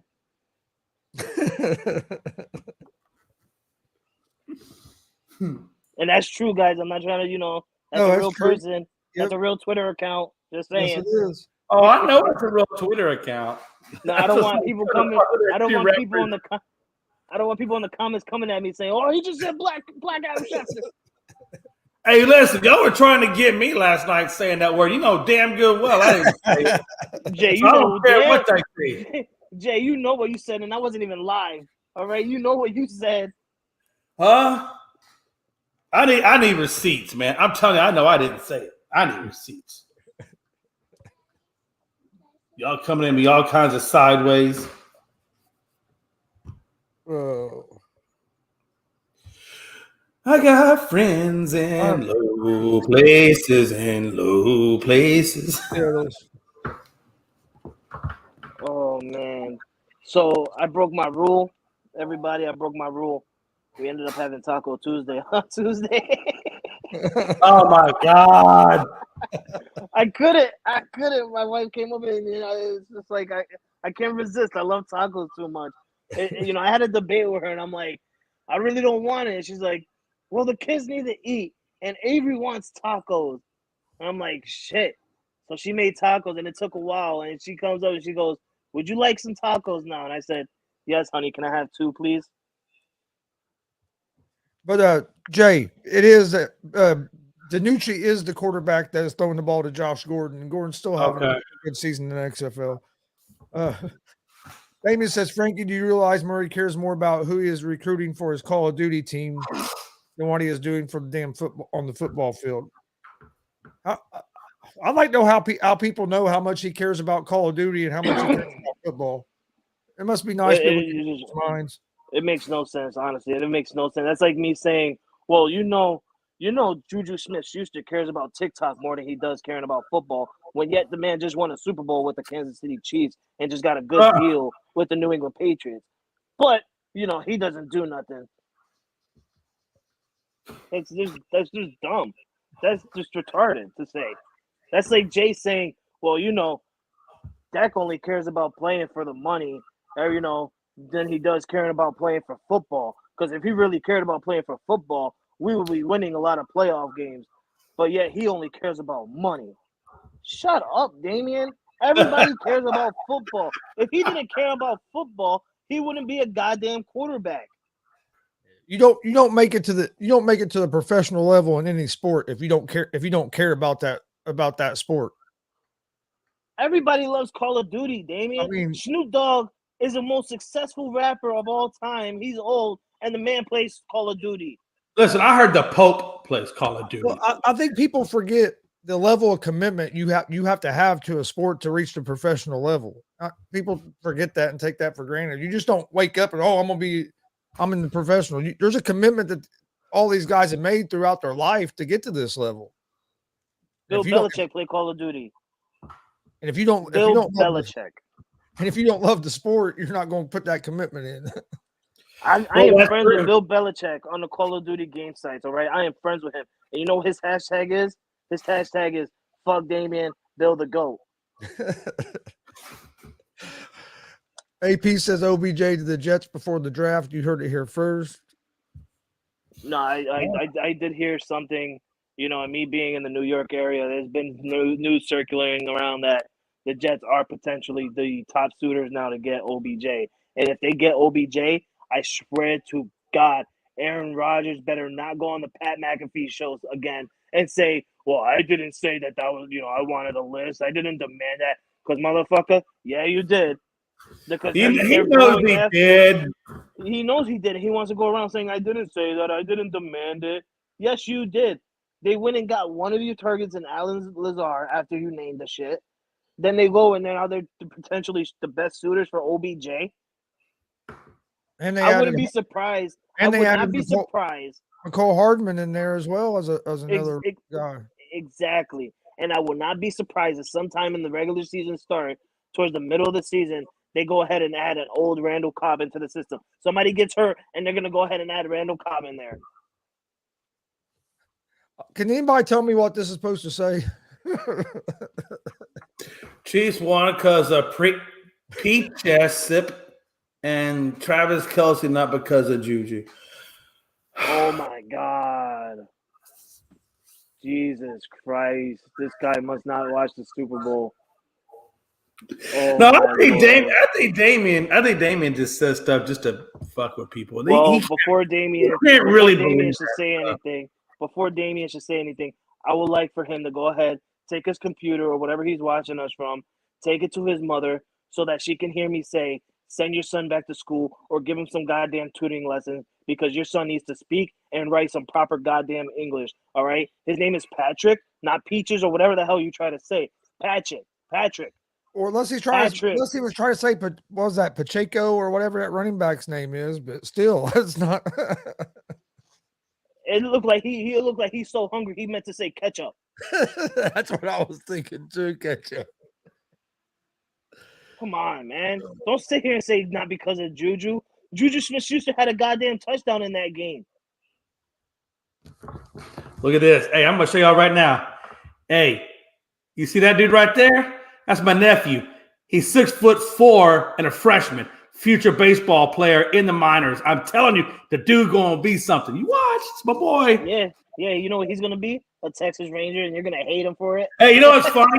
Hey, look, hey, watch this. Here's his brother next to him with the Texas. So the brother, the one, the blue shirt, he's in the varsity senior, and the other one is a red shirt freshman on the. So they're gonna be Texas players. What are you gonna do? What can I do? I don't care. Look, as long as you make it to the big leagues, you recognize your dream. Fuck it, do you, boo boo? Stop lying, Jay. You're gonna talk so much. You'll be calling your nephew every day. God damn it! Why did you even trade to the Astros? Jay's gonna be on here talking about his nephew like he was talking about Lamar Jackson earlier. Hey.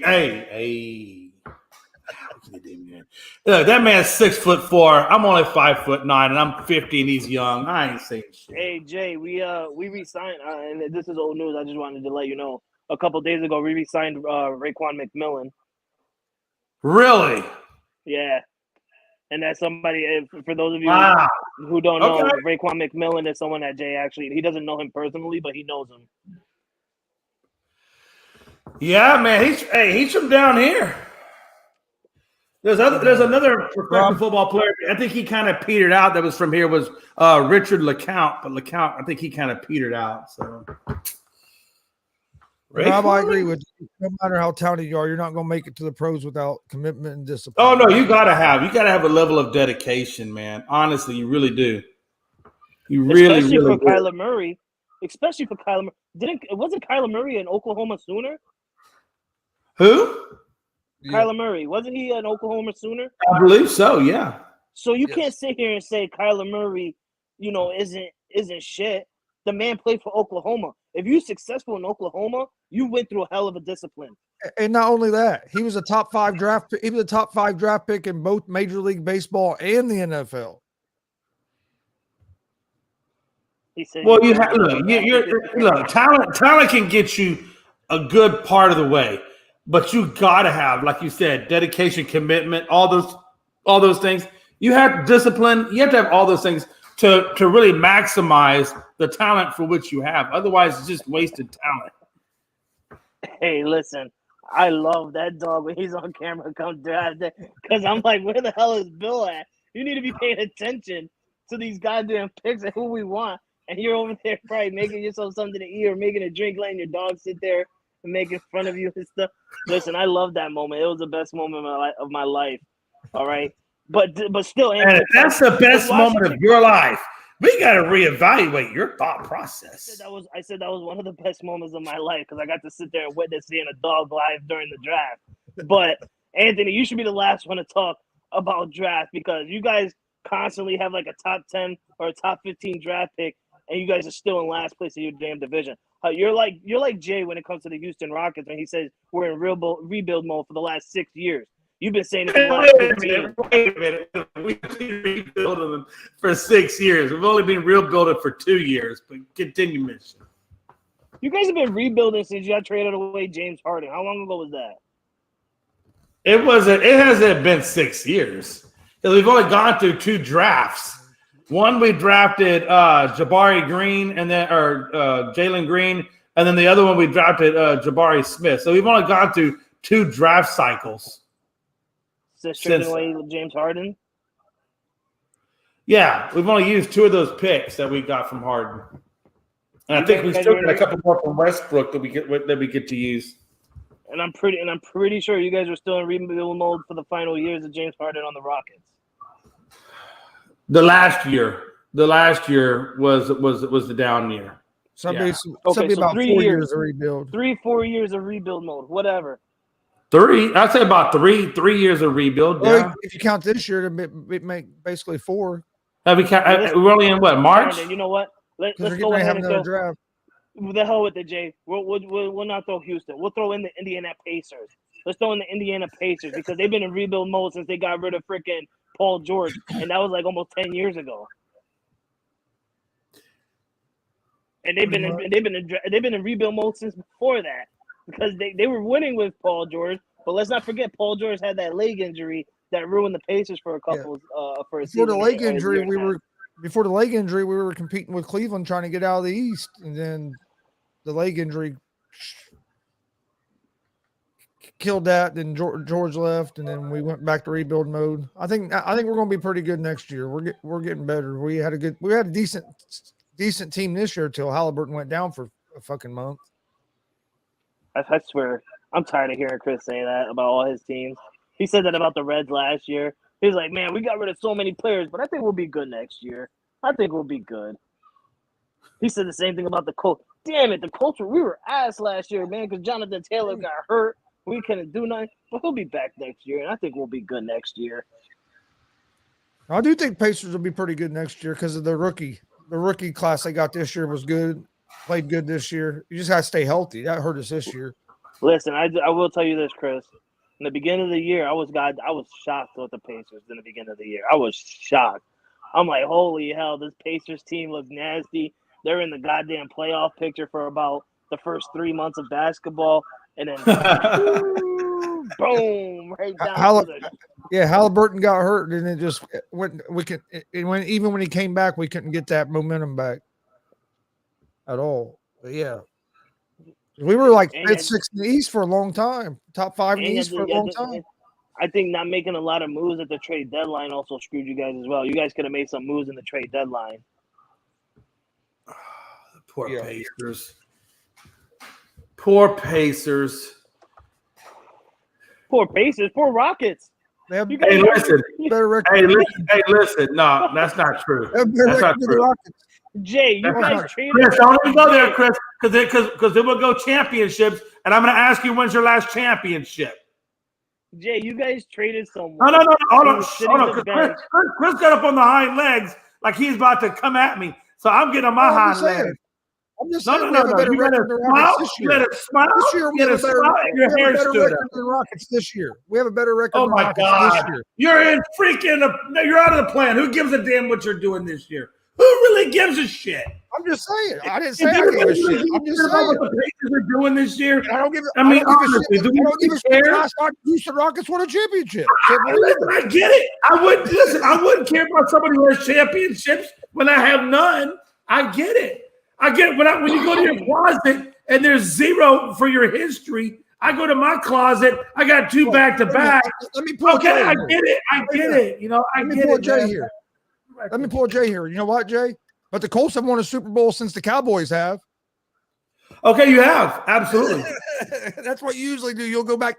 Now you go to the Astros. That's your go-to. Well, the Astros won the World Series. Come on, let's go. That's the best. Everything I just said about your team, that's the best you had. That's the best comeback. Literally, that's the best you can do. I mean, Jay, let's be realistic. No. You do that. Let's think the do that. No, Frankie. No, we're going to get Chris. Hold on, Chris. Hold on. You're going to get Frankie. Let's give Chris the do-over. I believe in second chances. I believe in second chances. Chris, you get one more shot at this. This is your do-over to come back with a better response. Let's go. My response was fine. I don't need a do-over. And you're going to stick with that? Yeah.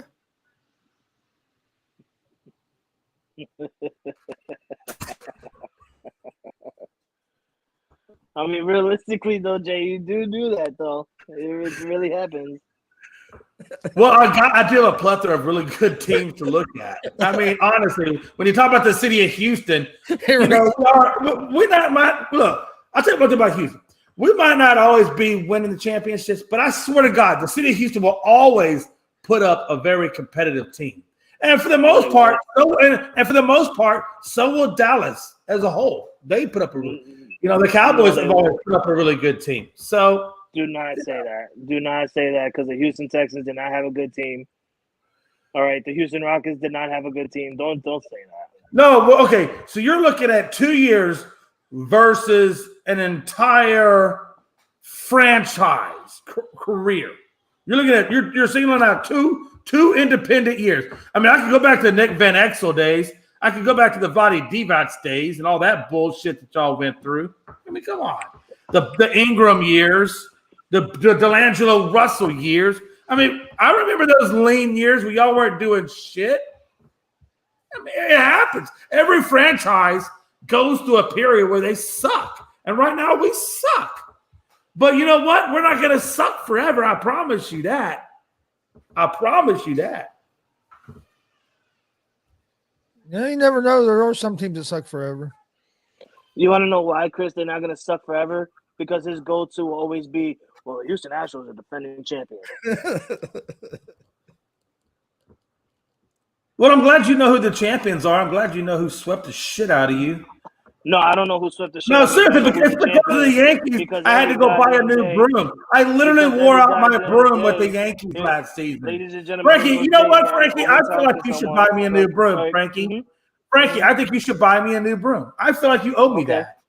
Okay, and all right, and I'm gonna buy you a new broom, so that way when the Yankees go ahead and sweep you guys, you can go ahead and snap the broom out.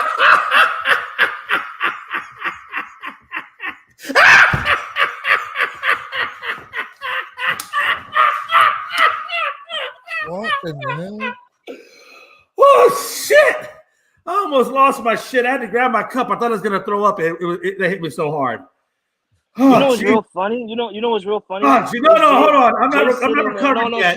Don't hit me double twice. Don't hit me double twice. Let me recover Chris, first. take him off. Chris, take him off. Because I'm sick of him over talking somebody. All right, you shut your mouth, you old fart. All right. What's funny to me is Jay every year. Who took me out? Every year, Jay thinking his team is better than someone. All right, just because you had a one-season sweep on us last year, We've been kicking your ass every damn step of the way. Okay, so 2015 was a hold on. You just said you kick our ass every time. We did kick your ass. Jay, I kicked your ass so many times. I'm tired of kicking your ass. I kicked your ass in 15. I kicked your ass in 19. I kicked your ass in 22. I mean, how many times do I need to kick your ass? Okay. You Jay, may, look, let's be honest. You may not even be in the playoffs this year. Toronto. Thank you. Every year he just named 2015, 2019, 2022. Jay, out of those 3 years, we face each other every year within those time frames, Jay. Within those time frames. And I even showed you last year. It don't matter if you won in 2015. It don't matter if you won in 2019. It don't matter if you won in 2022. We still have the most overall wins and losses versus you guys head to head. And you seen it last year. I showed it. Oh my God. Shut your mouth. You're going back to the dawn of time? Shut your mouth right now. Are we really going back to the dawn of time? You shut your mouth. You just brought up 2015. I remember when Jesus roamed the earth. And you remember those times we kicked your ass when Jesus roamed the earth? No, I don't remember those times because I wasn't alive then. What's funny to me is Jay don't want to bring up 2021 2 years ago, which is recently, where the Astros only won 2 fucking games against the Yankees all season long. We would have probably beat your ass in the freaking playoffs, but obviously we couldn't get that far. Well, you probably would have, should have, could have. Tampa Bay Rays are on fire. When I lived my life, I probably would have, should have, could have, would have. I mean, come on. Is that what we're doing now? Well, we probably could have done that. Did you not just hear what I said? We probably could have done that. Did you not just hear what I said? We could have beaten you guys in the playoffs, but we didn't because the Tampa Bay Rays were too hot that year, and you know it because they beat your ass too in the playoffs that year. Hey, they beat us. You didn't. We would have smoked you guys. That's your opinion. That's your opinion. That's your opinion. That's your opinion. It's not factual. It's not factual, but it's your opinion. Oh my God! Listen, what's different between me and Jay? Everybody can have a delusional opinion. Chris, I'm going to tell you this. I'm going to tell you what's different between me and Jay, Chris. All right, the Yankees won 2 games overall against the Houston Astros last year, and the first thing I did to Jay was, we're probably going to lose to you guys in the playoffs because you can't go and win 2 games against the Houston Astros. That just puts an advantage on the Astros part, and they knew that they were going to beat us in the playoffs. That's the difference between me and Jay. With Jay, when I told Jay, yo, you only beat us two times out of the whole year, Jay wants to sit there and be like, well, we're still better than you. Look at we weren't better than you. We were. We advanced. Did you advance? 2022. We did advance. 2004. We did advance. Frankly, you guys didn't even show up in the playoffs last year. Seriously, I would have rather played the Oakland A's than the New York Yankees. That's how shitty you were. You were so shitty. You were so shitty. You were so shitty. It was ridiculous. You know why you brought the Oakland A's up? Because you're so used to beating their asses too. That's an easy. Well, exactly. And we beat them just as easily as we beat you. No. You should have went off and said, I would have rather faced the Cleveland Guardians than the Oakland A's. You know what the sad thing is?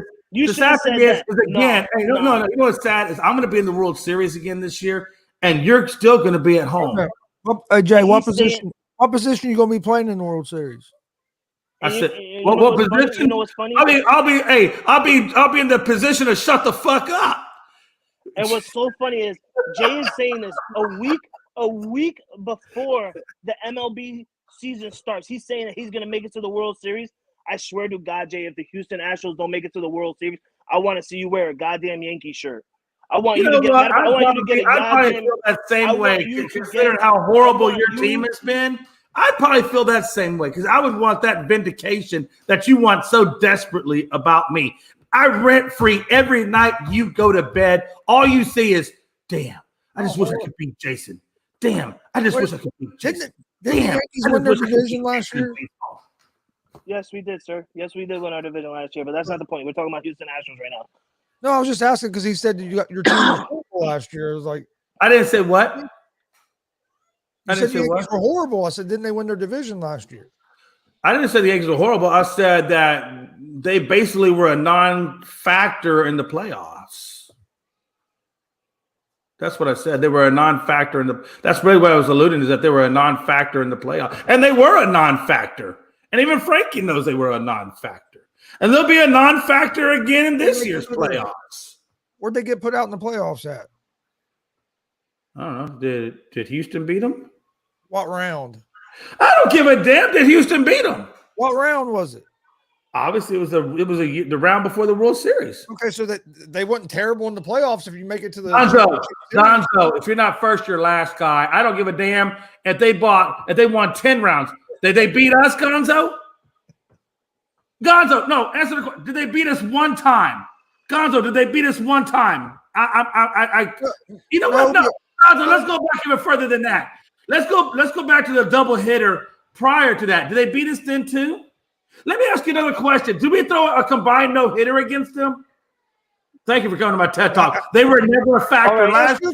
All right, hold on, Chris. Hey, Jay, answer me this. Jay. Houston Astros had a 6-3 lead, and it was the bottom of the ninth. Did the Yankees do a walk-off twice on you guys? Yeah, I think you hit mute. Could you unmute yourself? Answer my question. No. I think you're muted. I can't hear your question. Could you repeat? God damn it. You seriously you got one game in overtime. You got one game in overtime. You got one. Okay, you know what, Frank? I'm gonna give it to you. I'm gonna give you your flowers. Extra innings. You got one game in baseball. You got one game. Congratulations. You got the consolation game. No, seriously. Hold on. You know what? Standing ovation. You got one game. I'm gonna give you your flowers. You get a standing ovation. You got one game. Chris, when I just mentioned two, but he wants to say one game. Because one game is only good enough for him. He don't want to do more than one. Dude, it's one freaking game. You act like, oh my God. You know, everybody goes to the shitter and comes back the wrong way every once in a blue moon. Hey Jay, how many illegal bats and why are you all ganging up on me? Why do I feel like how many illegal bats and substances were used during those games? Okay, see, this is what losers do.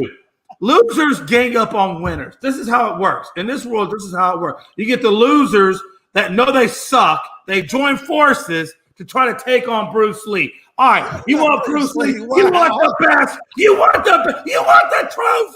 It's so funny when Jay calls every team losers just because his won a World Series, but every team is losers. Well, unless you got the World Series, you are losers.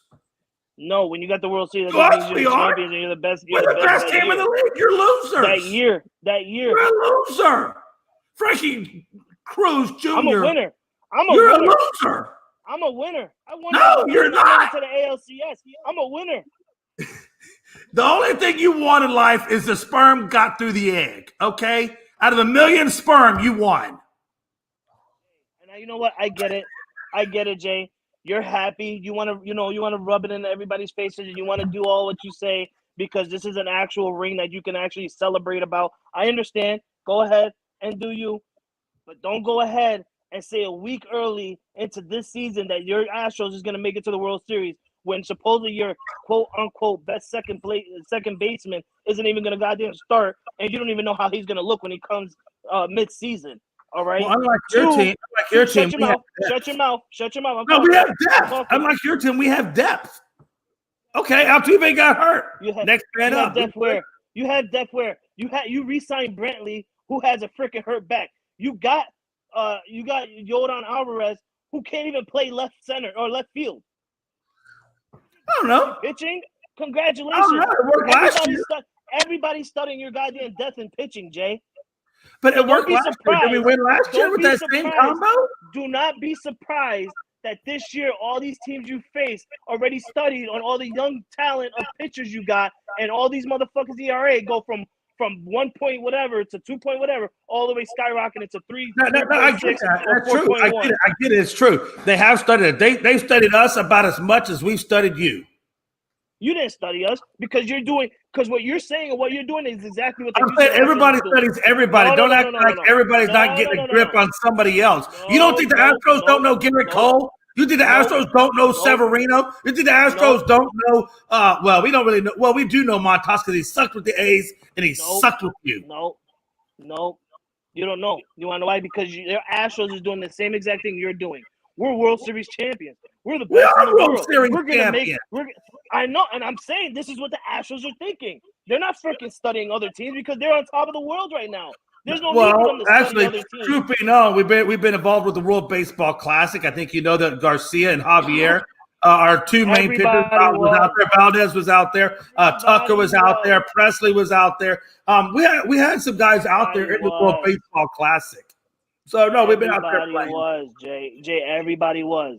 I know. So don't act like we're not studying and we're not concentrating. We're not learning. I mean, we're in spring training as much as you are. We got scouts around the league. It's like you got scouts around the league. I mean, there's nothing that you do that's proprietary to just you. The other teams aren't doing. I don't think you can have the success that the Astros have had if you don't do your homework. If you're not studying other teams, I mean, come on. Jay, you guys don't study other teams. All right, you're right. We don't study other teams. You're right. We don't do that. I know. Okay. Thank you for finally agreeing. Maybe you should get better at studying. Maybe then you'll actually beat us. Maybe your study habits are terrible. Don't worry. No, I'm serious. Maybe you go to study hall and maybe you go to study hall and you fall asleep and then you wake up and you're like, damn, I missed the whole day. Hold on, Jay. Answer me this, Jay. Have you guys beaten Carlos Rodon yet? Carlos Rodon? Nobody gives a fuck about Carlos Rodon. That's your answer right there, Chris. Yeah, he's horrible. Nope, he hasn't. There's a dude that had like a 15 or 16 ERA in spring training and got lit up in the first 2 innings. Come on. Do better than Rodon. If that's what you're coming at me with Rodon, you have no closer. You have no good relief. You got Severino that may or may not finish this season. And then you got Nestor Cortez and Garrett Cole. Thank you for coming to my TED Talk. This is the same damn lineup,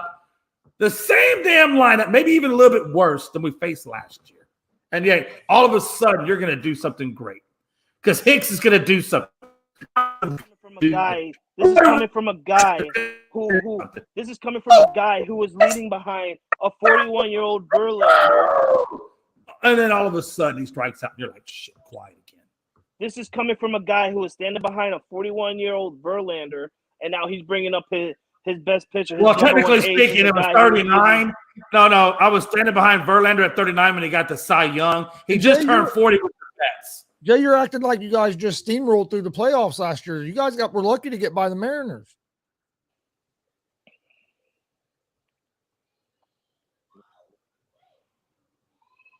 Was that it? That's all you had? We were lucky to get by, but did we get by?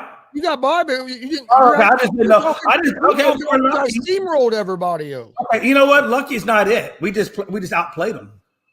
Okay. Outplayed them. We outplayed the Mariners. I said it. You heard it. I didn't stumble. Jay, if you guys would have outplayed the Mariners, it would have never took you 18 goddamn innings. But still, on 18 innings, do we win? You don't say you outplayed them. They got outplaying. No, they didn't. Hey, look, at the end of the day, you say what you say, but I'm holding up the trophy. I don't give a damn. Trophy speaks louder. I hope, just for your sake, Jay, I hope the Astros heads hadn't got as big as yours after winning that World Series, so they're focused this year. I don't think my head's gotten bigger. I've just watched in free agency the teams that improved and the teams that didn't improve. And it's a known fact. And I'm not trying to be rude to Frankie's Yankees. Frankie, I hope you know. I know you probably are thinking I'm trying to be rude. I'm not trying to be rude, but I am trying to be realistic. And the fact is, you guys lost Benintendi. Not that he really did a whole lot for you last year because he was hurt. But since he was healthy, hopefully this year, that would have been a really good outfield option for you guys to have. Now you're stuck with Hicks, Donaldson, and Rizzo, who quite honestly didn't do much last year. You really didn't add too much in the way of offensive help, nor really did you address the middle relief, or did you really address your closing pitching? If anything, you lost to Aroldis Chapman. Now, I get it. You did bring in Rodon, and that was a good pickup for your rotation. However, in a comma, if that's the only damn thing you did to upgrade over last year, it's not going to be enough. I know you don't want to hear that, and I know you probably hate me for saying that, but that's just the honest to God's truth. You done? Okay, what did the Astros do this winter? What did the Astros do besides get one? We didn't really have. What do we really need to do? What did we really need to do? If the wheel's not broke, why am I going to try to fix it? Why then? And Why let's be honest. Hold on. And if you want to know what we did, we did. Hold on. You asked the question. What did we do? No. Did we bring Abreu in? Did we bring in Jose Abreu, the runner-up last year for the national MVP? Did we bring Jose Abreu to take over for Gurriel at first base? And I just said that. What'd you do? Bring in one guy? That's it? What? Well, how much do we need to bring in, Frankie? We're World Series champions. Weren't you the one crying and complaining and still probably crying and complaining about left field? I'm okay with left field. Brantley's back. My God. I'm okay. Now he's okay, Chris, because Brantley is back. And you're trying to put words in my mouth, and there's nothing to put there. I told you I believe in the team that I have.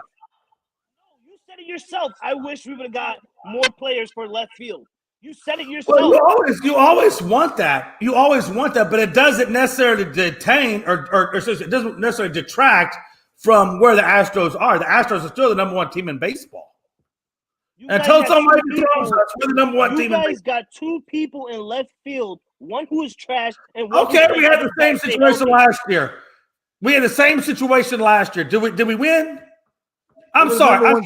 Did we win? Oh my God! You were the number one team in baseball last year, but you're not the number one team in baseball this year. We had the same left field rotation. Did we win? Last year, yeah. I'm just trying to see what your argument is, because right now I'm not seeing your argument. What his argument is that you were the number one team last year, but that doesn't automatically make you the number one team this year. We're still the number one team to dethrone. And we've been the number one team in the AL primarily since 2015. So pardon me if I say go fuck yourself, but go fuck yourself. 2015. Oh my We've been Lord, fucking dominant as hell. You tell me a team in the American League. You tell me a team in the American League that's more dominant in the last 7 years than the Astros. You tell me one team that's more dominant. The Tampa Bay Rays, you fucking dumbass. One fucking time does not make dominance, you jack off. One time. Oh Shit. I said one time out of 7. So 1 out of 7. You got 1 out of 7. And even in that 1 out of 7, we were still pretty high up in the playoffs. Matter of fact, we were in the ALCS. How many years in that 7 years was there cheating allegations? Really, Chris? No, I'm just asking. No.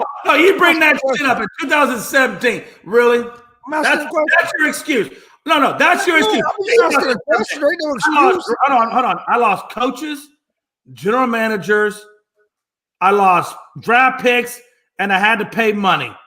And yet, through all that bullshit, I'm still in the fucking World Series. But what I'm saying is, the Yankees? Where the fuck are the Reds?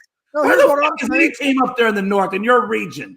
Here's what I'm saying, Jay. You don't want to come at me about one fucking year. And let me ask you this. What about the games we won? What about the games in the postseason that we won? And matter of fact, most people will tell you, truthfully speaking, the Astros didn't even need to cheat. How you know the bad part to win that World Series? You're the one that took this back all the way to 2015. I did take it back to 2015. How can you say it was only 1 year? How you know they wasn't cheating in 15, 16 before 17? And what about the Yankees? Why aren't you talking about the Yankees cheating? Why aren't you talking about the Red Sox cheating? Why aren't you talking about the Dodgers cheating? Get off your fucking soapbox and talk about all the other fucking teams. Talk about the Chicago Black Sox. Talk about the Chicago Black Sox. Why aren't you talking about them? Because I don't have somebody sitting here telling me how dominant they are. No, you're a betting guy, right? You tell people how to place their bets. And then you got the Chicago Black Sox throwing the whole fucking thing. And we don't talk about that anymore. Why not? The Yankees cheated? When did the Yankees cheat? Oh, okay. Do we have to go back to the Manfred letter? Why is he writing that fucking letter anyway? Hold on. Why is he writing that fucking letter if he didn't? Hold on. So they wrote a letter. Don't tell me that the Yankees ain't cheating. Hold on. They wrote a letter. Okay, Chris. Fuck up. Cheater. Cheater. Cheater. Hey, let him finish. No, cheater. Jay, let him finish. Go ahead, Frankie. No, I asked because you know why I'm not gonna let him finish? Because I asked you a first question, Gonzo, and you disrespected me by not answering it. What question? I answered your question. I said, Gonzo, why don't you talk about the letter? Why don't you talk about the Dodgers? No. This is a previous question before Frankie came in. So don't move on from my question. No, I answered your fuck question. that, I answered your question, no, but you were no, still fuck talking that. and you didn't hear it. I wasn't talking. Fuck that. I Because answered Jay you. went up to the mic. Jay went up to the mic and called me a cheater twice. So hold on. Now I'm gonna answer my shit. And Jay, Cheater. you're gonna shut your mouth. You're gonna shut your mouth. So Cheater. we open up our letter, right, Chris? Cheater. Yeah, it's something quote unquote about cheating. Cheater. Okay, but yet if we were cheating, how come nothing happened? No allegations came out like it did with the Houston Astros. How do If it you was know? How do cheating, you know if how it's much cheat- money was because paid? because there would have been allegations out, you dumbass. Oh, I doubt it. I doubt it. We would have gotten picks. I doubt it. We would have gotten a fine. We would have probably got I doubt it. coaches suspended, or freaking Brian Cashman would have got So suspended. Manfred, so Rob Manfred mailed you a letter just for no damn reason. He mailed us a letter about a year. What was it, 2015 or whatever? We opened it up. We still open it up. We read about it. Yet no allegations happen, unlike the freaking Houston Astros. And yeah, you want to call us cheaters? If it was cheating, you know what? if At we the end were of the day, if we were at the end of the day, if that's your, something would have hold on, If if we were that's your cheating, reasoning something for all would of have happened like the Houston 1 year, Astros, come but on, it man. didn't because we didn't cheat, Come unlike on. you guys. Come And you wanna on, know do something better. funny? Hold on, you wanna know Do something funny? better. The year you cheated, you had to beat who? I Us? just, you know Because what? you guys I just couldn't wish beat us. last year you could have Because you won at guys least couldn't one beat game. us. I just wish you That's could have won at funny. least one game last year. You guys were so pathetic, but I felt bad for the Yankees. At a certain point last year, I actually felt bad for the Yankees. It was disappointing too. that you guys I do gave us too. such little competition. Yeah, I do too. And you know what? It's fine. You I gave would it. have You guys felt, gave us bad nothing. too. Like you weren't even there. It was like playing a minor league Felt team bad. when I had to play you. Felt bad if I didn't know would've if I was noticed playing that my you or the catcher was using Mississippi Mud. illegal bads. I would have been feeling bad if I knew that my pitcher was using illegal substances. Quickly wiping it off on his hands before he goes up to the umpire. We was all using seen it. illegal We all substances, seen or if it. my pitcher We're not or if my dumb. hitter went up there with We're this not size dumb as bat. hell.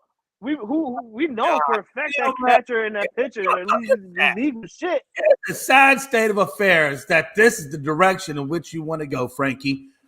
It's sad. It's sad that you reflect so badly. It's the direction your team went since 2017 came out. Your team ain't gone any direction but down. Hey, when you're 2017, it don't matter. Since 2009. How much And you know what's taxpayer funny? dollars out of the state of good New York have been wasted on losers like you?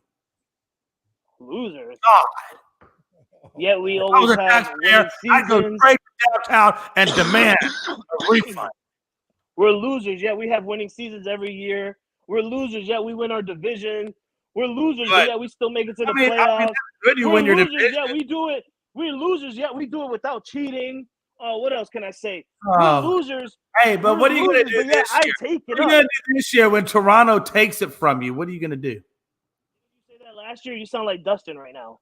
What are you going to do when Toronto takes it from you? I'm just asking the question because you guys didn't improve. Toronto did. I'm asking, what are you going to do? Where did Toronto improve since you're such a Toronto Blue Jays fan? No, they upgraded their pitching. Look at their pitching. They've upgraded. No, they didn't. Oh, they did. Wait, Name me a player that they've upgraded on pitching. And don't look at your phone and Google. No. Don't do that, sir. Don't do that, sir. I do got to go back to my notes because I'm old, you son of a bitch. See, there we go. But yeah, they upgraded. Listen, I'm not worried about Toronto. You know what I'm going to do at the end of the season? I'm going to enjoy it. I'm going to look at my games. I'm going to watch the New York Yankees beat Toronto in Toronto. And I'm going to go ahead and say, well, thank you for letting us win in your house, Guerrero Jr., again. Hey, more power to you if you do it. I know I wrote that down. Uh-huh. Yeah, now he wrote it down somewhere because I told him not to look up at his phone. You see that, Chris? No, because, I mean, I do write copious notes on teams. But you didn't grab the book quickly first. You didn't grab the book quickly at first. The first thing you did was grab your phone because you were ready to look Google and ask Siri. Oh, man. I think you guys are going to struggle with the lefties of Toronto. I think Varsho and Belt and Kiermaier, those three lefties, I think, are going to give you fits. Yeah. Fits, but we'll see. Hey, but we'll who see. said the same thing? Right? know I mean, who said the hey, same and thing? about a week from now, You could, hey, you know we're who gonna said get the this same bad thing, boy Chris? kicked off. In 1 week, we Chris, get it kicked off. Chris, you know who said the same thing? Our baseball guru, stat guy, Dustin. Oh, I think the Blue Jays are going to do something. They're going to win the division. I think they're going to go to the playoffs. I think they're going to beat the Yankees. Hell, I think the Blue Jays might even make the World Series. And here you go with Jay this year. Well, what are you going to do when the Blue Jays take it from you? When the Blue Jays don't take it from me, Jay, I'm going to rub it in your face, and I'm going to say, hold these nuts. And that's fine. I'll put them in the grinder and grind the shit out those fuckers. Go ahead. I'll make Bordeaux No, on that. you're not. No, you're not going to grind them. You're going to straight up hold them. You're going to hold them. You're going to cradle them. You're not I'm going gonna grind. to Hey, squeeze them. and when I win, trust me, you'll be holding my nuts. Oh, that's right. You already are holding. Well, Frankie, continue to hold them, please. Me, you're not. And it's going to be so Frankie, funny. It's going to be so funny Frankie. when the Seattle Mariners end up on top of that division, and Jay probably going to have to be in the wild card. Probably lose Again, the wild card. I'll say it once. I'll say it again. So it funny. takes two of you what's to come against one. Just think about it. It takes two of you to come against one, and the one is the one that's over the both of you is looking out. Chris ain't even saying nothing. Don't try to say 2-on-1. Oh no, he's been chiming in against Astros. Chris ain't innocent over there. He's been chiming in, throwing little jabs. I get it. You know what's funny? The losing season at 7th. I get it. Chris, what's going to be funny is when the Seattle Mariners take that division, we're going to have a fan on here that's going to just rub it in Jay's face every day, and Jay can't say nothing about it, and Jay knows who I'm talking about, and it's just going to be so hilarious. Oh, that ain't happening. Jay, you cannot sit here and say that the Seattle Mariners are a good chance to beat you guys for that division, because if there's one team and any team that you're talking about rebuilding good, that was the Seattle Mariners. No, I'm not taking it away from the Mariners. The Mariners definitely put some pieces over there. Do I think they get it? They did everything? No. Do I think they'll be a tough team? Yes. The Angels, A's, I'm not really worried about either one of those two teams, but the Mariners for sure, man. I mean, the Mariners have upgraded their team, no doubt about it. But I know that we're gonna beat them, so it is what it is. And again, you guys hadn't even seen our hidden gem in Hunter Brown. You saw a brief snapshot of him this last season, and I think that was a beautiful snapshot too. That .86 ERA, 1.06 WHIP, 2-game wins, no losses. Yeah, I'm just saying. Hey, that's another starting pitcher that's coming up, and we haven't really truly slotted him in the rotation. They may put him at the back end of it, or they may make him a relief pitcher. I hope they put him at the back end. But he's not in the rotation yet. Then why the fuck are we talking about him? Oh no, he's going to be in the rotation this year because McCullers. What did you say before? Are you going to listen? Or are you going to keep spouting off at the mouth? Because you spout a lot of bullshit. What I'm trying to tell you is, if you listen, McCullers is on the DL for the first, I think, 2 to 3 weeks. So he's going to get his flash in the pan, and we'll see where he goes from there. But is he on your roster right now? The point I'm saying is, even at the back end of my rotation where we got guys coming up through the system, you have nobody. Fucking nobody. Herman, Crapmon, whatever the fuck you want to call him. Keep having that thought. You're not sitting here. It's not watching, a thought. You're not. These are guys I've actually watched. It's not a thought. You're not sitting here. You're not sitting here watching those Yankee spring trainings with me. No, you're sitting over there watching Houston Astros spring training. Now we're talking. You don't know. In training. Oh shit. Because where the fuck do we get our players coming from, Jay? No, I get that. But you're talking about spring training players. Well, what I'm saying is you're talking about spring training players against other spring training players. Come on, man. That's a snapshot. It's not a guarantee. Hold up. Were you not just 2 minutes ago talking about a person that can possibly become an up-and-coming player in the MLB? No, I'm talking about somebody who's actually cracked the NL and played in NL games, not in minor league games. He's already played last year. So what are you talking about? It's not even the same thing. But that's how good you listen. You don't listen for shit. Oh, I never listen when it comes to you and your Astros. I could give two shits. That's fine. Hey, listen, you ain't got to listen. You just got to watch. Even if you're deaf. Oh, man. I can't wait till next week. Next Thursday, opening day of baseball. It'll be fun. Man, look, Frankie knows. I love it Frankie. sucks. Frankie knows that, and Frankie knows it'll probably be the Astros. And if we're being honest, it probably will be the Astros and Yankees in the ALCS, and it'll be another grudge match, and we'll go back at it again. Me and Frankie will go back at it again. That's what we do. It just sucks for me and Jay because every year we get excited, we get ready for Astros versus Yankees, and we never get it in the beginning of the goddamn season. We always have to wait until freaking July. I think we're doing it again in July as well. I don't think we see the Yankees. I don't think we see you guys. We don't play you. We don't play you guys until the start of July, right before the All-Star. Yeah, I don't know why they want to put us in the dead heat of summer like that all the time. It will be. It will. I promise you, it will be entertaining. Who's the Astros play opening day? White Sox. We got a 4-game stand with the White Sox. Oh, Who's the Yankees play opening day? Frankie. I'm not sure who the Yankees. We got a. Do you get the Orioles? We got a 2-game start opening day against the San Francisco Giants. Okay. Oh snap! The team that Aaron Judge spurned to come back to the Yankees. Exactly. Yeah, that's why it's so. And we also got Carlos Rodon from them, so that's what makes him more. Oh, that's right. That'll be Carlos Rodon's homecoming game. Are you at home on opening day or away? Yeah, we're at home. Home. Reds are at home against Pittsburgh. What day is opening day? March what? Next 30th. Thursday. Next Thursday. Week from today. Come on, bro. Be a freaking baseball fan and know your schedule. Yeah, listen. I know. Damn. See what happens? You win the World Series and you don't give a shit anymore.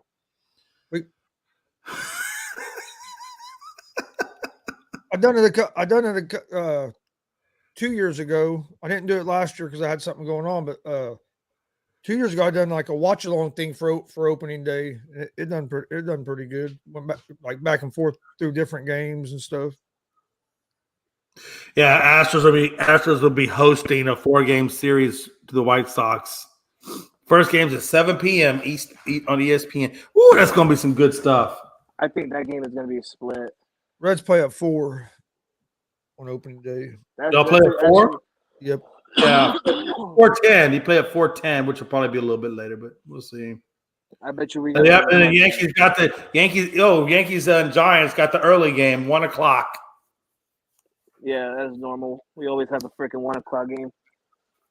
Well, they're going to be one. Yeah, that'll be 1 Eastern. That's so cool because all our games are kind of spread apart. You got Frankie early, Reds in the middle, and then the Astros later.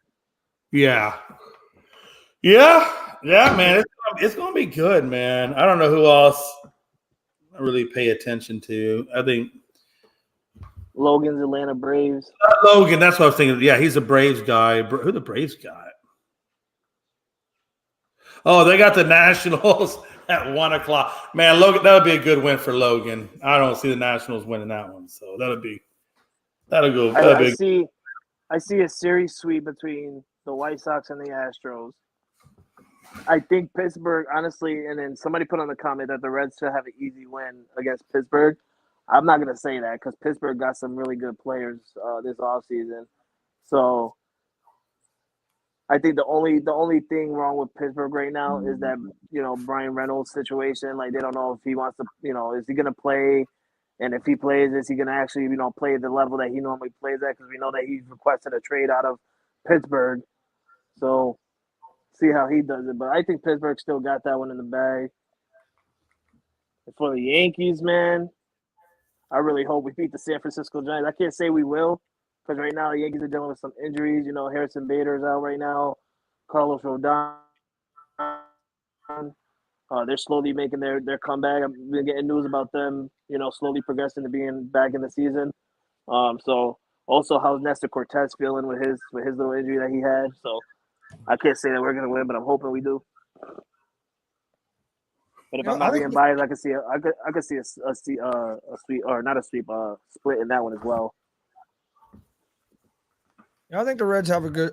I think they have a chance to win that opening series, but it's going to come down to relief pitching. That's what our middle relief is. What's going to be is going to decide how we do this season. Who's your ace? We have a good closer. What'd you say? Who's your ace? Ace is going to be Hunter Green, and then Ashcraft. They were both young pitchers last year. They'll be the aces, and then you'll have Ludlow, and then as a closer we have Diaz, Edwin Diaz's little brother. He was a rookie last year and had a good season as a closer. Yeah, you have a junior Timmy Trumpet come out there and play for him. Our middle relief, our middle relief is what worries me the most. I'm ready to watch some baseball that means something. Spring training. I mean, it's fun to watch because you can learn about some of the players, but it's also not the same as a regular season game either. So it's a little harder to get into. Yeah, Jay. Man. Hey, let's go ahead, Jay. No, I was just gonna say, did y'all see that that first baseman Hoskins was carted off the field with the knee injury for the Phillies? That was not a good one.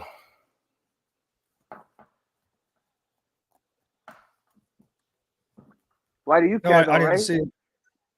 No, it's not that I care, but They're it's losers, like, right? They're losers. hey, shit.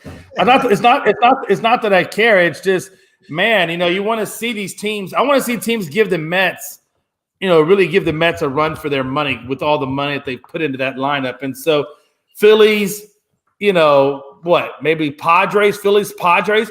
Those are really about the two teams I think in the out there in the E or in the NL that can give the Mets a run for their money. Those are really about the only two teams. You don't think the Cubs are going to make a splash? I think the Cubs will make some noise, but no, I don't. I don't think they will. I think the Dodgers have lost too much to make a damn difference. I think you could probably throw St. Louis if you want to throw anybody in there. I'd probably throw maybe St. Louis. So St. Louis, Phillies, Padres. Those are the ones I think are going to give the Mets the hardest time. I would throw the Braves in there. Oh, that's right. Okay, you're right. I apologize. I didn't put the Braves, but I'll put the Braves in there as well. Yeah. Yeah. Absolutely. But let's get the Braves. Well, let's get the final thoughts because I didn't realize what time it was. I got another show I got to get going, and then I got another thing to do, and then an interview. You don't need to make excuses, bro. Just fucking final thoughts. Jay, final thoughts. My final thoughts are that Frank is an a-hole, Gonzo's an a-hole, and but at the end of the day, they are my boys. I love them to death. But man, I felt like they gave me the business today. I'm over here, I feel like I got beat up like by Mike Tyson. I think I got lumps on the side of my face, the front of my face. It's horrible. I got Anthony Price over there swinging by my nuts, trying to chew them off. It's just been a rough day. It's been a rough day for Jay out here in the world of podcasting. But hey. Nevertheless, we will bounce back 7 p.m. Eastern Standard Time for Unscripted. Hopefully, Gonzo will be there. He will not be late, and we'll have a good time. Frankie. Yeah. Yeah. Well, we wouldn't have jumped you and none of that shit if you would have never talked that shit about Lamar Jackson. That's what really started off. But my final thoughts is, everybody have a good one. Free agency is still going on in the NFL. Baseball right around the corner, 1 week away. Can't wait for the Yankees to come back. Frankie the Yankee will be making a return soon. Get ready for Frankie the Yankee. He called me up. My twin brother called me up earlier this morning, and he's ready to get on his flight back from Florida. He's over there in Tampa watching those boys playing. Wait, hold on. So Foxborough Frankie. Loser Foxborough Frankie calls loser Frankie the Yankee to tell him get ready for the season. Is that how that works? Yeah, the same way cheater Astro McLovin calls the same loser Rocket McLovin who talks to shitty McLovin Dallas fan. The same thing. So yeah, don't interrupt my final thoughts again. But yeah, and before I head out, I just want to say, hey, yo, Phoenix, Lake Show, baby. Lake Show. How about them Lakers over the Phoenix? I don't like the Lakers, but I will say that it was good to see them beat Phoenix. I loved it. Jay Ness, you guys suck. I watched some of that game last night, actually. My final thoughts, check out the new ASAP Network mobile app. You can find it at Google Play Store. Now you can find it at the Apple Store as well. Roku, Amazon, LG smart TVs. A lot of different ways to find it. Check it out. Jay, I will be on unscripted, but I will be a little bit late because I do have an interview at 6:30. But as soon as I'm done with the interview, I'll be on. Pro wrestler Jake Elliott will be joining us tonight at 6:30. Join us for that. Then tomorrow I'll have the Indiana Professional Wrestling Hall of Fame induction ceremony. We'll be streaming that live tomorrow night. I think there's 6 or 7 inductees. We got a busy weekend of wrestling coming up. Got Sweet 16 starting, so hey, enjoy all the WrestleMania is only a little over a week away. I was just gonna say if I could throw that in there right quick. next Saturday, April 1st, and next Sunday, April 2nd, WrestleMania 39. This will be in LA in Inglewood at SoFi Stadium. For those of you who don't know, that's the Rams and Chargers Stadium. So hopefully we get a jam-packed crowd, and I expect a record attendance for WrestleMania history because that is a big stadium. But come on, Unscripted, ASAP, Gonzo Sports Room. We will be doing a watch-along for WrestleMania. We'll be giving our picks out for both nights on who we think is going to win. And we're just going to have a great time, no rules. Matter of fact, no rules, so we're probably not going to go on ASAP. So don't find us on ASAP.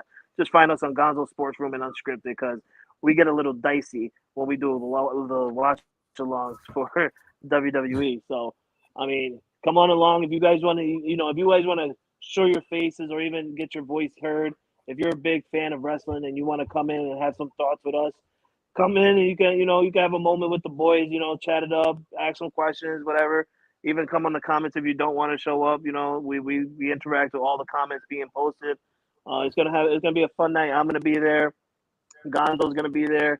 Jay's gonna be there. Logan will hopefully be there. We don't know how his work schedule plans out. We also hopefully we get our boy Pride, and other people. Maybe Chris is gonna be there. Chris Robinson. So we'll find out. Also, breaking news: former Dallas Cowboys running back Ezekiel Elliott has narrowed down his options about where he wants to play next. His likely teams are the Philadelphia Eagles, the New York Jets, and the Cincinnati Bengals. So be on the lookout for that.